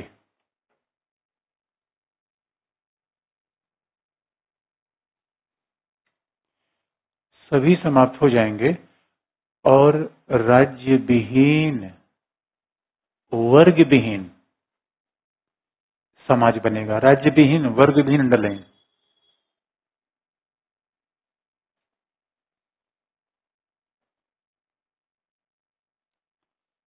राज्य विहीन, वर्ग विहीन समाज बनेगा, यानी which will lead to the classless and stateless society. And communism basically means society minus state, government, religion, ideology, that means communism. और जरा सोच के देखिए, इसलिए कम्युनिज्म एक आदर्श अवस्था होगी जहां न कोई सरकार होगी, न कोई शासक होगा, न कोई शासित होगी। अब आप ये जरूर पूछेंगे कि क्या कोई ऐसा समाज आज तक रहा है? यानी मार्क्स की मान्यता है मानव सामाजिक है, मानव स्वभाव से अच्छा है, इसलिए we don't need any regulating agency. और समाज में संघर्ष का मूल कारण क्या है? प्राइवेट प्रॉपर्टी उन्हें खत्म कर दिया। प्राइवेट प्रॉपर्टी जहां नहीं रहेगी वहां समाज पीसफुल अपने आप रहेगा, क्योंकि मानव का स्वभाव तो स्वभाव से मानव तो अपने आप अच्छा है। ये 4-5 बात मार्क्सिक रक्स है, यही मार्क्स ने बेसिक बात कही है। ये मार्क्स में बेसिक बात आई, यद्यप थोड़ा थोड़ा मॉडिफिकेशन में बाद में लेनिन ने कर दिया। अब हम जरा इस बात को कंपैरिजन भी कर लेंगे। थोड़ी थोड़ी बात को उसने, लेनिन ने या माओ ने थोड़ा थोड़ा चेंज कर दिया। लेकिन अगर मार्क्सवाद को देखें कि साइंटिफिक अपने आप को क्लेम क्यों करता है, मार्क्स ने कहा इतिहास की व्याख्या की, समाज की व्याख्या की और सबको कारण कार्य के रूप में बताया। कैसे? इसका एग्जाम्पल आपको बता दें। मार्क्स ने पूंजीवाद की बड़ी वैज्ञानिक व्याख्या की। उसने कहा कि देखिए, पूंजीवाद का डेवलपमेंट आप देखिए, भाई पूंजीवाद क्या करता है? प्रॉफिट को कमाने के लिए ज्यादा ज्यादा प्रोडक्शन करेगा। तो मार्क्स ने कैपिटलिज्म का बड़ा साइंटिफिक एनालिसिस किया, जो कभी यूटोपियन नहीं कर पाए थे। पूंजीवाद कैसे उत्पन्न होता है, कैसे खत्म किया जाए। तो मार्क्स ने बड़ी स्पष्ट तरीके से बात कही कि पूंजीवाद की समस्या कैसे आती है। पूंजीवाद हमेशा प्रॉफिट के लिए काम करता है पहला, और ये बात आप जानते हैं, पूंजीवाद में उत्पादन के साधन तो मालिकाना कुछ लोगों का होता है, बाकी सब लोग क्या, तो सर्वहारा। इसलिए कहा जाता है हैव्स एंड हैव्स नॉट। एक वर्ग ऐसा है जिसके पास सारी संपत्ति है, प्राइवेट प्रॉपर्टी, कल कारखाने हैं। एक क्लास ऐसा है जो केवल अपने श्रम को बेचता रहता है, हैव्स नॉट है। यानी पूंजीवादी उत्पादन की विशेषता है, ज्यादा उत्पन्न हो दूंगा, प्रॉफिट ज्यादा होगा। लेकिन जरा सोच के देखिए, ज्यादा उत्पादन होगा लेकिन सामान मार्केट में बिकेगा नहीं, क्योंकि ज्यादा जो मेजॉरिटी क्लास है वो तो वर्कर्स की है, प्रोलेटरिएट की है, सर्वहारा की है। और सर्वहारा यानी जो सबको खिलाता है, खुद नहीं खा पाता, उसके पास पैसा ही नहीं है, पेमेंट ही इतना कम देते हैं। क्योंकि कैपिटलिस्ट कभी भी श्रमिक को अपने श्रम का पूर्ण मूल्य नहीं देते। अगर श्रमिक ने 8 घंटे वाला काम किया, 4 घंटे काम देंगे, जिसे उसने सरप्लस वैल्यू का नाम दिया। जैसे आम भाषा में कहते हैं फायदा। भाई पूंजीपति फायदा कैसे कमाते हैं? ये फायदा है या श्रमिकों के खून का शोषण है? इसलिए दोस्तों, अगर आपने देखा होगा दुकान पे कोई लाला जी बैठे हैं तो उनका शरीर देखिए, और कोई मजदूर है उसका शरीर देखिए, अंतर कैसे आता है? अंतर कहां से है? मजदूरों का खून पी लिया है दोस्तों। और कभी मजदूर को जाता है, डॉक्टर क्या लिखेगा? ये विटामिन डी कैप्सूल ले लेना, कैल्शियम कम हो गया है। जिसका कैप्सूल लिखना चाहिए तो लिख ही नहीं रहे हो। कैल्शियम कम हो गया है, विटामिन कम हो गया है, या दोस्तों, इसलिए डॉक्टर क्या है? पूंजीपति है। सही कारण नहीं बताता। डॉक्टर को मजदूर को यह बताना चाहिए, फावड़ा लो, उसी फावड़ा से मालिक को मार दो, अपने आप खून बढ़ जाए, उसका पूरा खून पी लो, संपत्ति लेके भाग जाओ। और बताता क्या है? Vitamin A, vitamin D. Vitamin A D खाने से ऐसा मामला होता है सारे श्रमिक ठीक हो गए तो नहीं। बात सीधी से सरप्लस वैल्यू, मार्क्स अतिरिक्त मूल्य। ये जो पूंजीपति कहता है प्रॉफिट, प्रॉफिट है या दूसरे के श्रम का शोषण है? दूसरे के श्रम का अपने शोषण कर लिया। दूसरी बात है, अब ऐसे शोषण करते रहते हैं तो सामान बढ़ेगा, मार्केट में कोई चीज बिकेगी ही नहीं। और जब उत्पादन होता रहेगा, मार्केट में कोई चीज नहीं बिकेगी, तब इसे को कहते हैं इकोनॉमिक रिसेशन, आर्थिक मंदी। यही तो है। अब आर्थिक मंदी होगी तो फिर पूंजीपति क्या अपनाएंगे? हायर एंड फायर, ये श्रमिकों को भगाएंगे, क्योंकि मार्केट में सामान बिक ही नहीं रहा है तो उत्पादन कम करना पड़ेगा। उत्पादन और कम कर देंगे तो श्रमिक और बाजार में चले जाएंगे, सामान और कम बिकेगा। उसके बाद ये क्या करेंगे? फैक्ट्री में लॉकआउट करना पड़ेगा, फैक्ट्री बंद करनी पड़ेगी इनको। और जब फैक्ट्री बंद कर देंगे तो फिर तो श्रमिक के सामने समस्या आ जाएगी कि भूखों मरने की समस्या आ जाएगी। और मार्क्स ने कहा है कि उद्योग के जमाने में, कल कारखानों के जमाने में, संचार के जमाने में सर्वहारा वर्ग ने दूसरे शहरों के सर्वहारा वर्ग से पूछा, भाई मैं ही मर रहा हूं या तुम भी मर रहे हो? कहा भाई हम भी मर रहे हैं। इसलिए जब मजदूरों के सामने ये समस्या आ जाएगी, भूख से मरना है या क्रांति करके मरना है, तो फिर श्रमिक इस बात को चूज करेगा। यहीं पे क्रांति हो जाएगी दोस्तों। इसलिए क्रांति का मूल कारण किसने पैदा किया? पूंजीवाद ने। वैज्ञानिक व्याख्या हो गई। क्रांति कारण पूंजीवाद ने पैदा किया, जो बात ध्यान देने की है। मार्क्स मानता है पूंजीवाद के पहले क्रांति नहीं होगी, सामंतवाद में नहीं। क्योंकि पूंजीवाद क्या करता है? मेटेरियल कंडीशन ऐसी पैदा कर देता है, पूंजीवाद शहर पैदा करता है। और एक बात याद रखिए, शहर में आके क्लास की भावना का विकास होता है। स्टूडेंट एक क्लास है। देखिए, स्टूडेंट किसी मामले पर इकट्ठा हो जाएंगे। आप यही अभी गांव में आप रहेंगे तो गांव में पता नहीं कितने डिवीजन है। जब एक साथ आप गांव क्या करता है? मार्क्स ने किसानों को, गांव को भी अच्छा नहीं माना। मार्क्स ने कहा किसान तो अपने संपत्ति पर बिल्कुल परजीवी जैसे चिपके रहते हैं, संपत्ति का अमोन को बहुत होता है, इसे ये क्रांति नहीं कर सकते। और गांव में पता नहीं कितनी जाति धर्म के विभाजन भी अपने आप में रहते हैं। इस सब विभाजन छोड़कर जब व्यक्ति शहर में आता है तो उसमें क्लास की टेंडेंसी पहली बार डेवलप होती है। जैसे श्रमिक गांव छोड़ के जैसे शहरों में आया, उसमें क्लास की टेंडेंसी विकसित हुई। और जब उसको ये लग गया, अभी तो शोषित होता था पहले भी।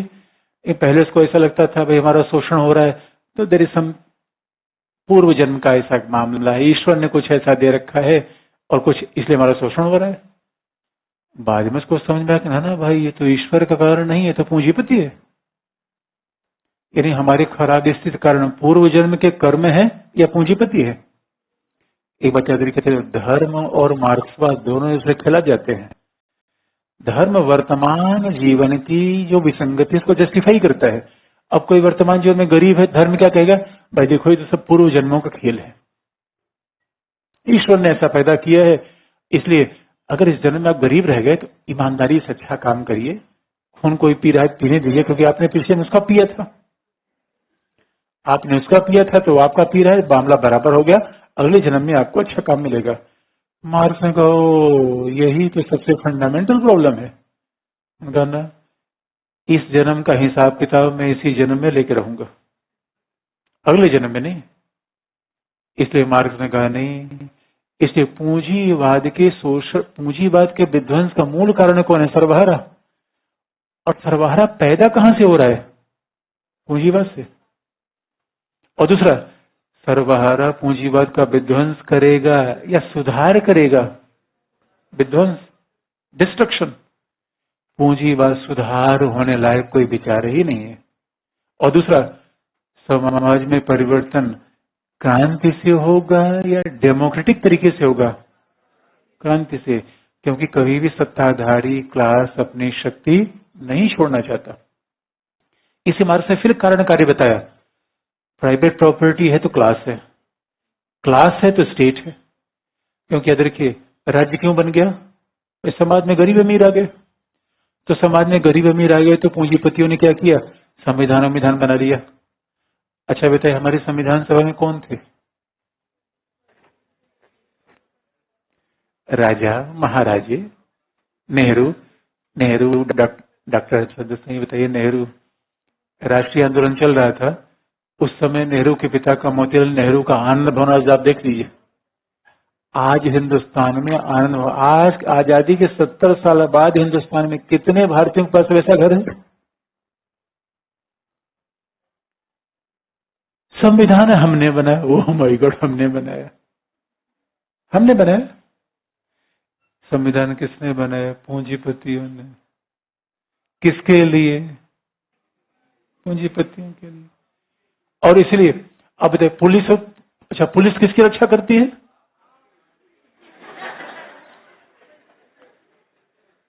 एक बात याद रखिए, अब याद रखिए, क्या पूंजीपतियों तो काम व्यक्ति पहुंच पाता है ना दोस्तों?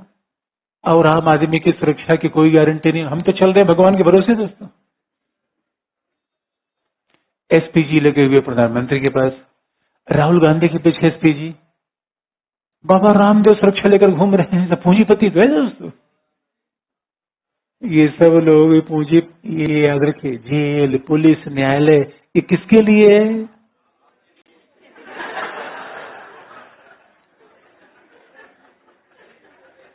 ये सब पूंजीपतियों के लिए है।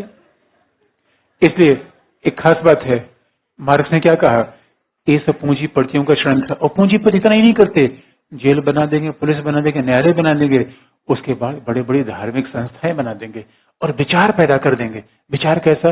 Democracy, liberty, equality, rule of law. ये सब पूंजीपतियों का षड्यंत्र है। यानी पूंजीपति बहुत हिसाब से शासन करता है। बात सीधी है, जिसके हाथ में फैक्ट्री होगी उसी हाथ में सरकार होगी। मार्क्स ने ही कहा। तो सरकार को बदलना है या फैक्ट्री का मालिकाना हक बदलना है? और दूसरी बात है, मार्क्स ने कहा हमें श्रमिकों को वेतन भत्ता नहीं बढ़वाना है। मार्क्स की लड़ाई श्रमिकों के वेतन भत्ता बढ़वाने के लिए नहीं थी, बोनस लेने के लिए नहीं थी। अभी हमारे श्रमिक हड़ताल करते हैं, क्या करते हैं? बोनस बढ़ा दो। सरकार ने बोनस बढ़ा दिया, उनका हड़ताल खत्म। मार्क्स की लड़ाई बोनस के लिए नहीं, कंपनी पर मालिकाना हक के लिए थी। और जरा सोच के देखिए, मजदूर ही कंपनी का मालिक हो जाएगा दोस्तों, क्रांतिकारी विचार है कि सामान्य विचार है? मजदूर फैक्ट्री का मालिक हो जाएगा। वही मालिक होना ही चाहिए, क्योंकि फैक्ट्री बनाई किसने? फैक्ट्री मजदूरों के श्रम से बनी हुई है, मजदूरों के खून पसीने से सब फैक्ट्री बनी हुई है, और फैक्ट्री का मजा कोई और ले रहा है। अब देखिए, विजय माल्या, ईमानदारी से काम करते रहिए, जीवन में ऐसे खून कम होता रहेगा, टेंशन में आते रहेंगे। और पूंजीपतियों का हाल है, विजय माल्या देखे से ठाठ से लंदन मैच देख रहा है दोस्तों। ये मामला है। इसलिए मार्क्स ने क्या कहा, प्राइवेट प्रॉपर्टी है तो क्लास है, प्राइवेट प्रॉपर्टी नहीं तो क्लास नहीं, क्लास है तो स्टेट है, इसलिए क्लास नहीं तो स्टेट नहीं। कारणकारी, शोषण है तो सरकार है, और शोषण नहीं तो सरकार नहीं। तो सरकार क्या है? कल्याणकारी नहीं। सरकार कल्याणकारी नहीं। सरकार कल्याणकारी हो जाएगा इसका मतलब जिस दिन सम्राट किल्विस कल्याणकारी हो गया। सम्राट किल्विस अंधेरा फैलाता है, प्रकाश फैलाता है। इसलिए मार्क्स ने कहा दोस्तों, इस व्यवस्था को हमें उखाड़ के फेंक देना है। क्या कर देना है? उखाड़ के फेंक देना है, रेवोल्यूशन कर देना है व्यवस्था को। और ऐसा समाज जहां राज्य नहीं, सरकार नहीं, धर्म नहीं, कुछ भी नहीं, क्योंकि ईश्वर भी एक तरीके से लोगों के अधीनता का कारण है। ईश्वर होने का मतलब क्या है? आप अधीन है, डरे हुए हैं। ईश्वर क्या है? एक अधीनता का कारण है। इसलिए सच पूछिए, जब राज्य नहीं होगा, सरकार नहीं होगा, तभी तो व्यक्ति को असली आजादी मिलेगी। हमारा मालिक लैंडलॉर्ड नहीं, हमारा मालिक फैक्ट्री का मालिक नहीं, हमारा मालिक सरकार नहीं, मैं अपना मालिक स्वयं। इसे उदारवादी क्या कहते हैं? हर व्यक्ति का उसके शरीर पर नियंत्रण होगा? कभी नहीं। पूंजीवाद नियंत्रण नहीं करने देगा।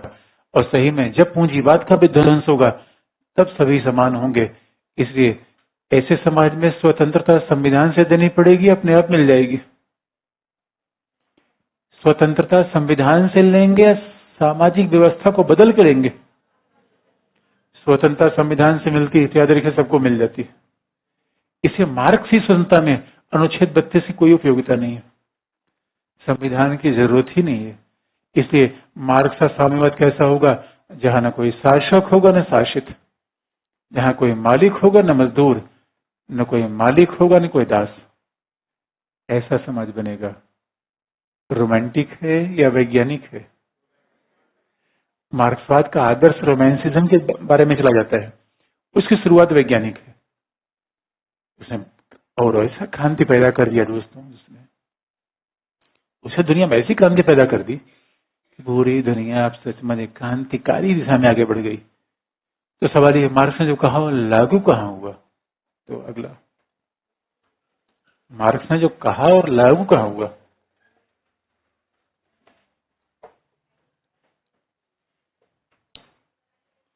तो अगला हेडिंग है, लेनिन के द्वारा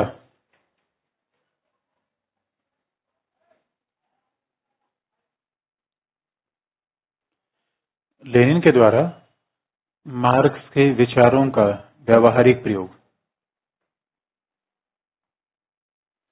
how Lenin practically applied the idea of marks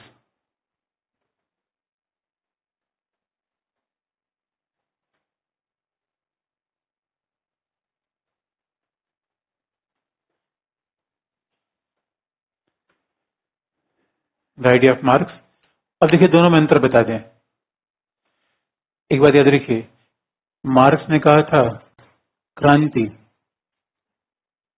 स्वतः स्फूर्त होगी, स्पॉन्टेनियस होगी।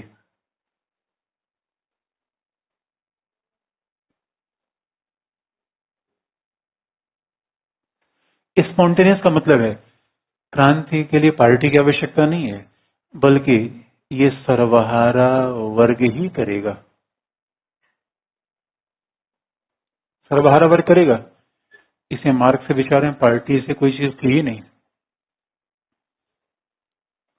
और मार्क्स से बात कहा करते थे, जैसे से पूंजीवाद का विकास होगा श्रमिकों का शोषण बढ़ेगा, और श्रमिकों का शोषण बढ़ेगा तो क्रांति की भावना पैदा होगी।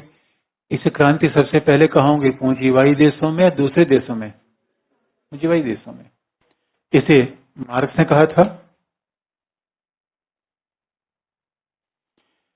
कि revolution will be there in the capitalist societies, capitalist nation. पूंजीवादी देशों में पूंजीवाद के बाद ही क्रांति होगी, कैपिटलिस्ट सोसाइटी।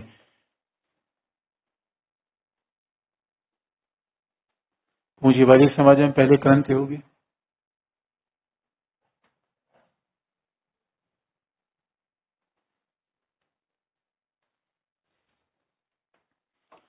और क्रांति के बाद पहले स्टेज में आएगा डिक्टेटरशिप ऑफ प्रोलेटरिएट, सर्वहारा वर्ग का अधिनायकत्व। यानी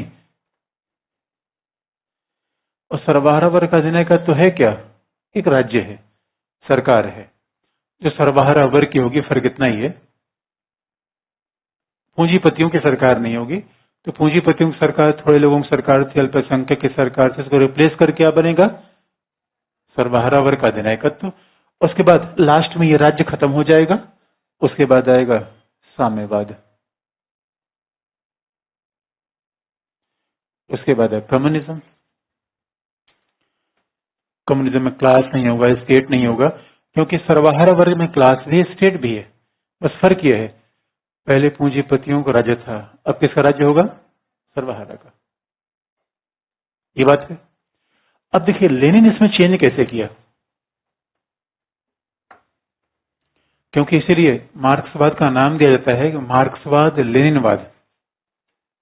मार्क्सवाद का नाम ही है मार्क्सिज्म लेनिनिज्म। तो लेनिन को श्रेय जाता है, अक्टूबर 1917 का रेवोल्यूशन किसने लाया? लेनिन ने। अब देखेंगे लेनिन ने क्या चेंज किया। और एक बात आपको याद दिला दें, लेनिन माना करता था कि मार्क्स मेरे लिए भगवान है।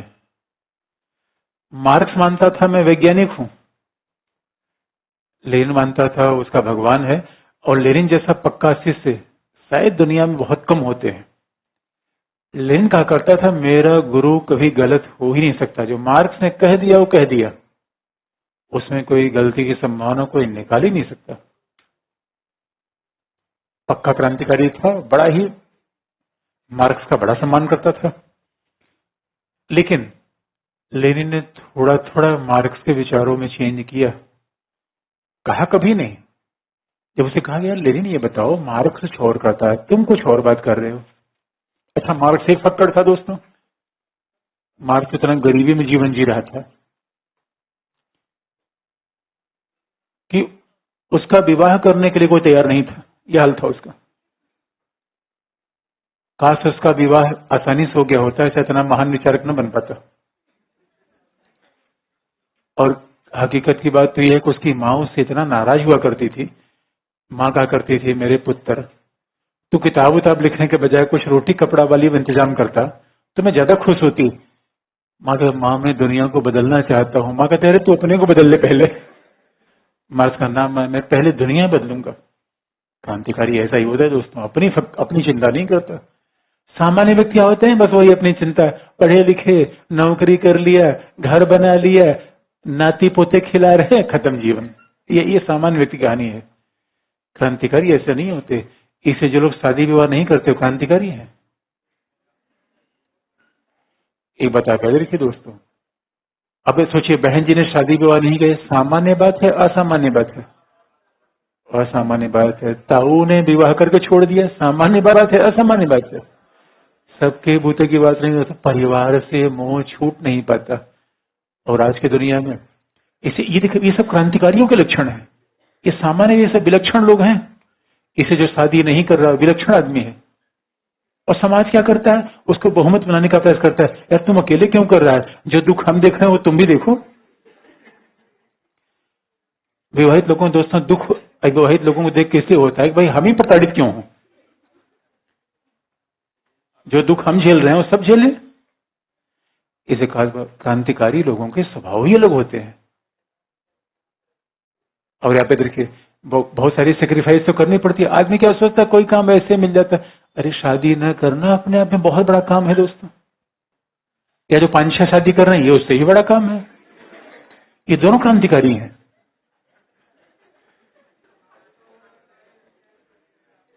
इसे आप याद रखिए, समाज में क्रांतिकारियों के अलग ही लक्षण होते हैं, वो बहुमत में नहीं चलते। तो पहला और लेनिन, लेनिन के बड़े भाई को बड़ा भाई उसका मारा जा चुका था और उसको निर्वासित दे दिया गया था लेना नदी किनारे। रसिया में लेना दिन नदी किनारे उसको भगा दिया गया था। भाग क्रांतिकारी, झोले में क्रांति का फार्मूला चलता था। मार्क्स को कभी टिकने नहीं दिया गया एक जगह। इंग्लैंड पहले फ्रांस से भागा, जर्मनी, जर्मनी सरकार ने भगा, इंग्लैंड आया। तो इंग्लैंड में किसी तरीके से रहने का मौका उसको मिल गया। उसका दोस्त एंजल्स मिल गया था, उसको रोटी कपड़ा मकान का जुगाड़ हो गया। इसलिए बाद में उसने लाइब्रेरी में अपना सब विचार लिखना शुरू किया। उसने कहा भाई जितना लिखते समय मैंने सिगरेट पे पैसा फूंक डाला उतना मुझे पैसा मिला नहीं कहीं से।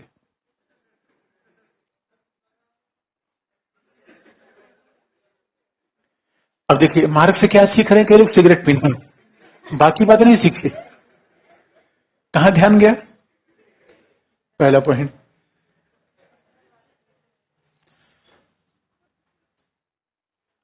लेनिन ने कहा क्रांति होगी लेकिन सर्वहार क्रांति कर पाएगा इसमें मुझे डाउट है।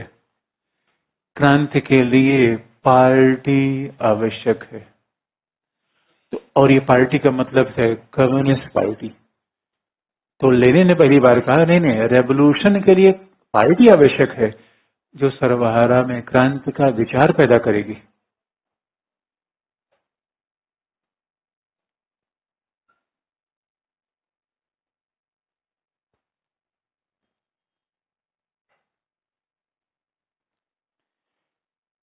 तो लेनिन ने माना कि सर्वहारा में केवल अपने से क्रांति का विचार पैदा हो जाए, उसमें थोड़ा डाउट है।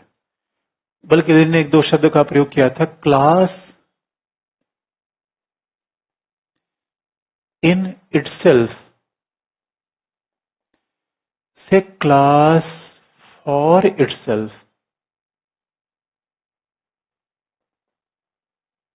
क्लास इन इटसेल्फ का मतलब है सर्वहारा वर्ग मजदूर, क्लास इन इटसेल्फ है। क्लास फॉर इटसेल्फ है जब सर्वहारा वर्ग में वर्ग चेतना आ जाए। वर्ग होना, वर्ग चेतना होना, दोनों बातों में फर्क है। वर्ग चेतना कौन पैदा करेगा? पार्टी। याद रखिए, वर्ग चेतना का मतलब होता है, ये बताइए मजदूर आज से रहे या मार्क्स से पहले से भी रहे? मार्क्स अपना विचार 19वीं शताब्दी में लिख रहा है, मजदूर इंडस्ट्रियलाइजेशन के बाद ही आना शुरू हो गए, 16वीं शताब्दी के बाद। मजदूर तो हमेशा से थे, लेकिन क्रांति की चेतना उसमें नहीं थी। यही क्लास कॉन्शसनेस है। क्रांति की चेतना जब हो जाएगी तो क्या हो जाए? Class for itself. क्रांति की चेतना हो जाएगी। यानी जब राफेल में मिसाइल लगा दी जाएगी तो क्या होगा? राफेल है तो क्लास इन इटसेल्फ है, और राफेल मिसाइल लगा दी गई हमले के लिए तो क्या है? क्लास फॉर इटसेल्फ है। तो क्रांति की चेतना का मतलब क्लास फॉर इटसेल्फ, ये बड़ा अंतर है। और लेनिन जानता था, लेनिन बड़ा व्यवहारिक था, उसने कहा ना बिना पार्टी के रेवोल्यूशन हो नहीं पाएगा। इसलिए मार्क्स ने जो विचार दिया उससे जमीन पे लाने का काम किया लेनिन ने। ये तो उस क्रम में उसने बहुत सारी चीजें चेंज की, लेकिन आप क्रक्स तो चेंज नहीं किया, क्योंकि मार्क्स का भी मानना था पूंजीवाद का विनाश, लेनिन का भी मानना था पूंजीवाद का विनाश। उद्देश्य तो एक ही था, दोनों क्लासलेस स्टेटलेस सोसाइटी की बात करते थे। सिद्धांत मार्क्स का, प्रयोग लेनिन का। दूसरी बात है,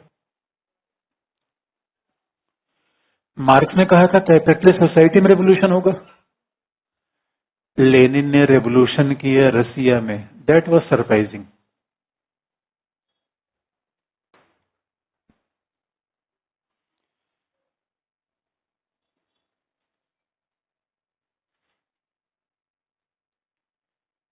वैसे हम कंपैरिजन कर दे रहे हैं, याद रखिए मार्क्सवाद से पूछा जाएगा तो लेनिन कभी नहीं पूछा कि मार्क्सवाद से पूछा जाएगा, तो याद रखिए हो सकता है नव मार्क्सवाद कंटेम्प्रेरी आपसे पूछ लिया जाए।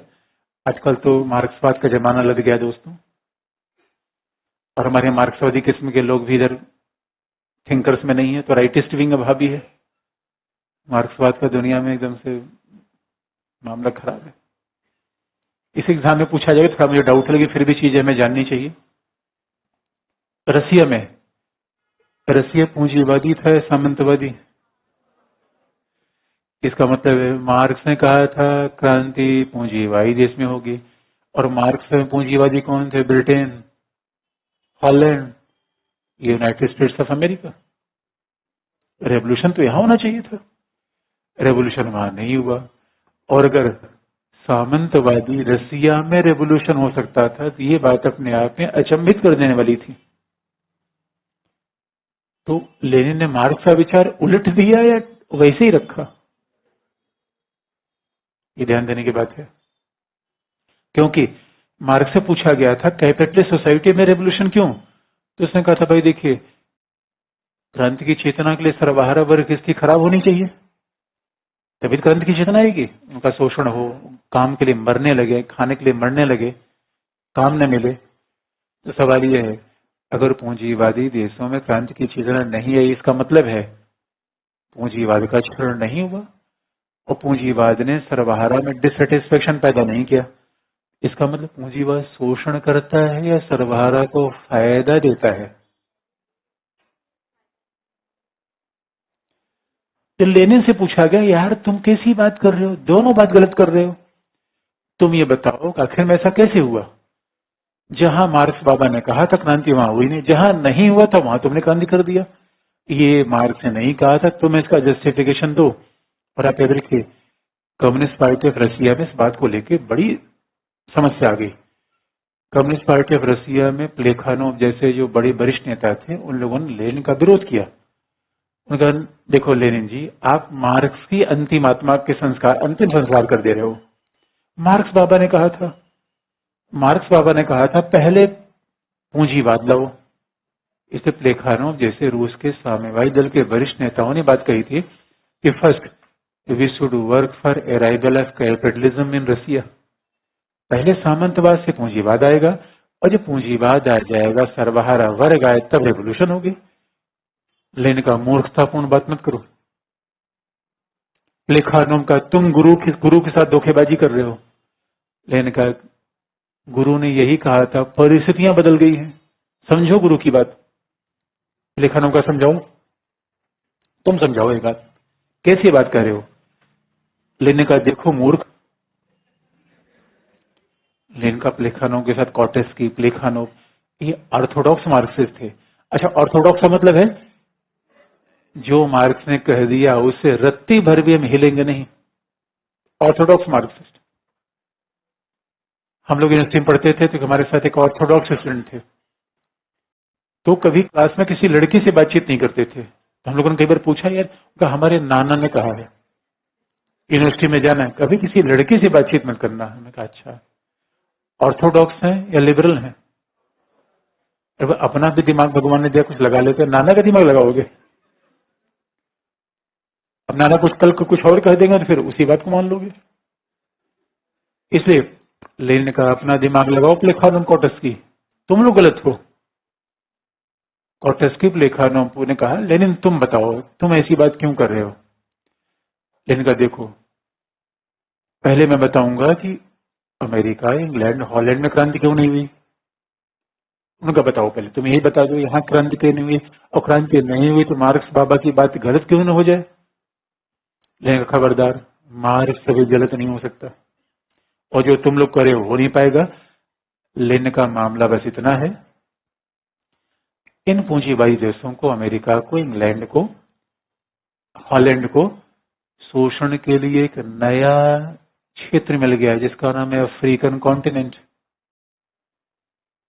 अब इन सारे देशों को जब अफ्रीका का बाजार मिल गया है, ये वहां का पूरा शोषण कर रहे हैं। जो अफ्रीका के बाजार का शोषण करके अपने यहाँ ला रहे हैं, उसमें से कुछ छोटा मोटा सामान सर्वहारा को ही मिल जा रहा है। इसलिए फिलहाल कुछ दिनों तक इन्होंने अपने सर्वहारा का शोषण बंद कर दिया है।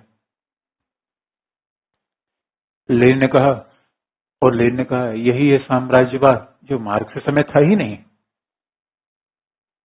यानी इन पूंजीवादी देशों में क्रांति न होने का मूल कारण क्या है? इंपीरियलिज्म, साम्राज्यवाद। और साम्राज्यवाद क्या है? इन पूंजीवादी देशों को शोषण के लिए अफ्रीका के बाजार मिल गए, और जब तक ये अफ्रीका के बाजार का शोषण कर रहे हैं तब तक अपने सर्वहारा का शोषण नहीं कर रहे हैं। लेकिन when African imperialism will came to an end, जब अफ्रीका का साम्राज्यवाद खत्म होगा तब ये अपने ही सर्वहारा का शोषण करेंगे, तब वर्ग चेतना पैदा होगी और क्रांति हो जाएगी। लेनिन ने जस्टिफाई कर दिया। लेनिन ने कहा इस साम्राज्यवाद के कारण क्रांति पोस्टपोन हो गई है, खत्म नहीं हुई है। क्रांति तो पूंजीवादी देशों में होके ही रहेगी, हमें वेट करना पड़ेगा साम्राज्यवाद के खात्मे का। तो सवाल यह है, साम्राज्यवाद कभी खत्म नहीं हुआ क्या? अगर लेनिन की बात मान लीजिए कि अफ्रीका साम्राज्यवाद खत्म होगा और क्रांति हो जाएगी, तो क्या अफ्रीका साम्राज्यवाद खत्म हुआ या नहीं हुआ? क्या? अब दोस्तों, अफ्रीका साम्राज्यवाद कैसे नहीं खत्म हुआ? आज तो सबसे बड़ा अफ्रीका में इन्वेस्टर चाइना है, और अब करें अफ्रीका में साम्राज्यवाद खत्म नहीं हुआ। इसका मतलब है लेनिन की बातें सही थी, इसमें डाउट है, लेकिन उसने जस्टिफाई कर दिया इस बात को। अच्छा, दूसरा से पूछा गया, दूसरी बात बताओ, रसिया में रेवोल्यूशन क्यों? उसने कहा देखो, रेवोल्यूशन के लिए भौतिक कारणों के अलावा कुछ सब्जेक्टिव फैक्टर्स होने चाहिए। और सही बात है, फर्स्ट वर्ल्ड वॉर के दौरान दो ही देशों में साम्यवादी पार्टी सबसे पावरफुल थे, जर्मनी में फिर रसिया में। तो लेनिन का यहाँ पार्टी पावरफुल है, इसलिए हम रसिया में क्रांति कर देंगे, क्योंकि पूंजीवादी देशों में पूंजीपतियों का बड़ा प्रभाव है और पूंजीपति सर्वहारा वर्ग को थोड़ा थोड़ा फायदा दे दे रहे हैं, इसलिए ये पूंजीवाद के खिलाफ जाने को तैयार नहीं है। लेकिन चूंकि रसियन जैसे देश में जहां पूंजीवाद है ही नहीं है, पूंजीवाद नहीं है, इसलिए यहां क्रांति करना ज्यादा आसान होगा। तो लेनिन ने कहा भी, it is weakest link in the exploitation of imperialism. Russia साम्राज्यवाद के शोषण की सबसे कमजोर कड़ी है। और याद रखिए, किसी घर में चोरी करना हो, कमजोर ताला तोड़ेंगे या सबसे शक्तिशाली? कमजोर। और लेनिन ने कहा था ये रसिया है पहला क्रांति का अड्डा, उसके बाद तो हम क्रांति करेंगे ही इधर, ये क्रांति की पहली चिंगारी है, उसके बाद तो इधर हम आएंगे। लेकिन दोस्तों वो सपना लेनिन का पूरा नहीं हो पाया। लेकिन लेनिन ने अपनी बातों को जस्टिफाई कर दिया। तीसरा,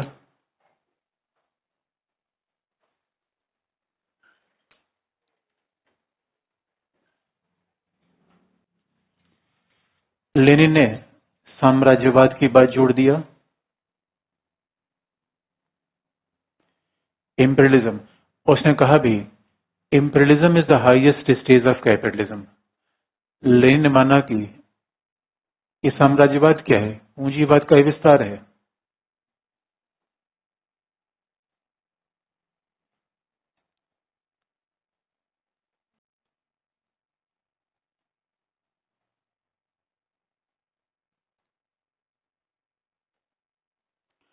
और उसके बाद हाँ, ये बात तो लेनिन ने भी मानी कि आगे चल के डिक्टेटरशिप ऑफ प्रोलेटरिएट होगा। और डिक्टेटरशिप ऑफ प्रोलेटरिएट का व्यवहारिक मतलब था एक दल का शासन, साम्यवादी दल का शासन। और साम्यवादी दल शासन क्या करेगा, पूंजीपति के बचे खुचे अवशेष खत्म करेगा और उसके बाद साम्यवाद की स्थापना हो जाएगी। तो लेनिन भी मानता था कि डिक्टेटरशिप ऑफ प्रोलेटरिएट के बाद अंतिम में क्या आएगा, कम्युनिज्म। लेकिन क्या साम्यवाद आ पाया कभी? रसिया में सर्वहारा वर्ग का अधिनायकत्व आया था या साम्यवाद आया था? सर्वहारा वर्ग का अधिनायकत्व। किसी भी साम्यवादी देश में आज तक साम्यवाद नहीं आ पाया, कम्युनिज्म नहीं आ पाया। वो सर्वहारा वर्ग के अधिनायकत्व की मामला रुक गया। यानी किसी भी साम्यवादी देश में राज्य सरकार की समाप्ति नहीं हो पाई। State and government was never abolished in any communist country, including Russia, China, North Korea, Vietnam, जहां जहां वो लगा, क्यूबा।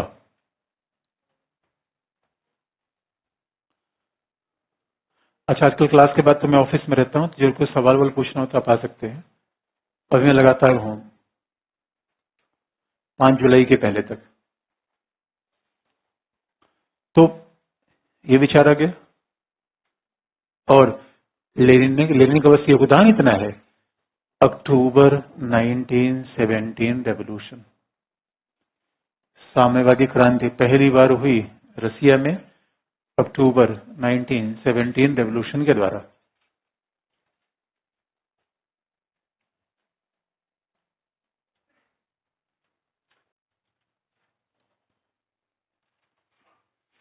और आपको फिर याद दिला दें, साम्यवादी विचार एक अलग है, शासन अलग है।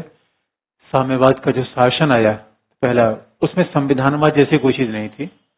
संविधानवाद, सेपरेशन ऑफ पावर, उसमें क्या था, वन पार्टी गवर्नमेंट, एक दल का शासन।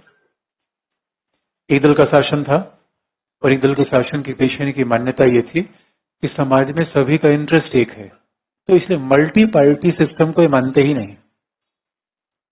और इन्होंने इकोनॉमिक सिस्टम कैसे बनाया, राज्य का समूची अर्थव्यवस्था पे नियंत्रण हो गया, बाकी राज्य का मीडिया पे नियंत्रण, सेना पे नियंत्रण, पुलिस पे नियंत्रण था ही। Entire economy was controlled by the state. राज्य ने पूरी अर्थव्यवस्था पे नियंत्रण कर लिया और लोगों को आजादी, स्वतंत्रता, ये सब चीज नहीं दी गई इस नाम पर कि हम साम्यवाद लाएंगे, समाज को पूरा समान बनाएंगे। यद्यपि इसमें हैरानी की बात तब आई जब स्टालिन, लेनिन नहीं रहा, स्टालिन शासन में आया।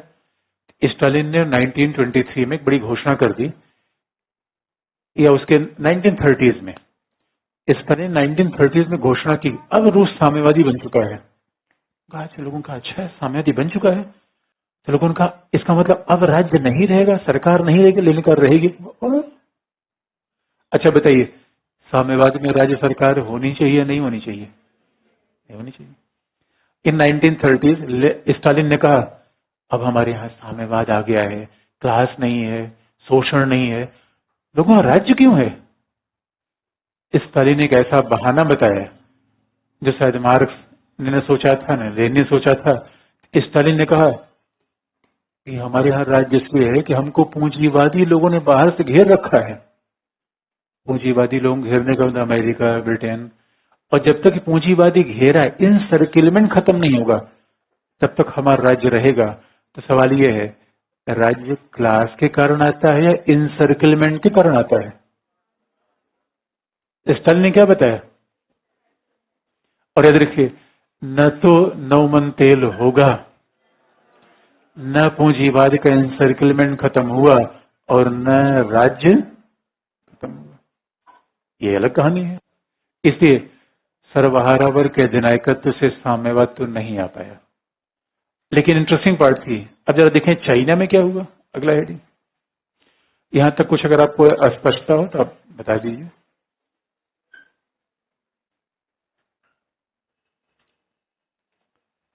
अब जरा देखें, अगर कोई बात पूछनी हो यहां तक तब बताइए।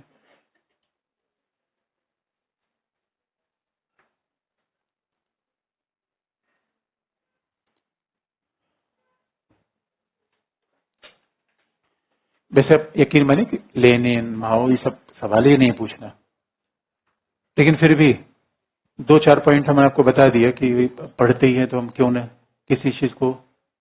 माओ मार्क्सवाद में अगला कंट्रीब्यूशन हमारे यहाँ बगल में था, चाइना में था माओ। और चूंकि जैसे हम साम्यवाद की समस्या देखेंगे तो माओ की बात देखा जाए, कैसे साम्यवाद और आगे बढ़ा, रसिया में था ही। और आप याद रखिए, रसिया में इस साम्यवाद का दूसरा भी नाम है बोल्शेविकवाद। बोल्शेविक मीन्स मेजॉरिटी, बोल्शेविक रूसी शब्द है। बोल्शेविक रूसी शब्द है, इसका शाब्दिक मतलब क्या है? मेजॉरिटी, बहुमत। तो साम्यवादी दल का बहुमत धड़ा जो लेनिन के नेतृत्व में था उसे बोल्शेविक कहा गया। तो एक बात याद रखिए, लेनिन कहा करता था पूरी दुनिया में साम्यवादी क्रांति करनी है तो कहाँ का मॉडल जाना चाहिए? लेनिन का। ये पूरी दुनिया में साम्यवादी क्रांति का मॉडल था, क्योंकि याद रखिए मार्क्सवादी कभी राष्ट्रवाद को नहीं मानते। बहुत बेसिक कॉन्सेप्ट है, हमेशा याद रखिएगा। Marxist never believe in nationalism. कारण क्या है आपको बता देंगे। फासिज्म में वो राष्ट्रवाद नहीं मानते, इसलिए हमेशा पूरी दुनिया में क्रांति की बात करते हैं, किसी एक देश में नहीं। लेकिन माओ ने क्या कहा?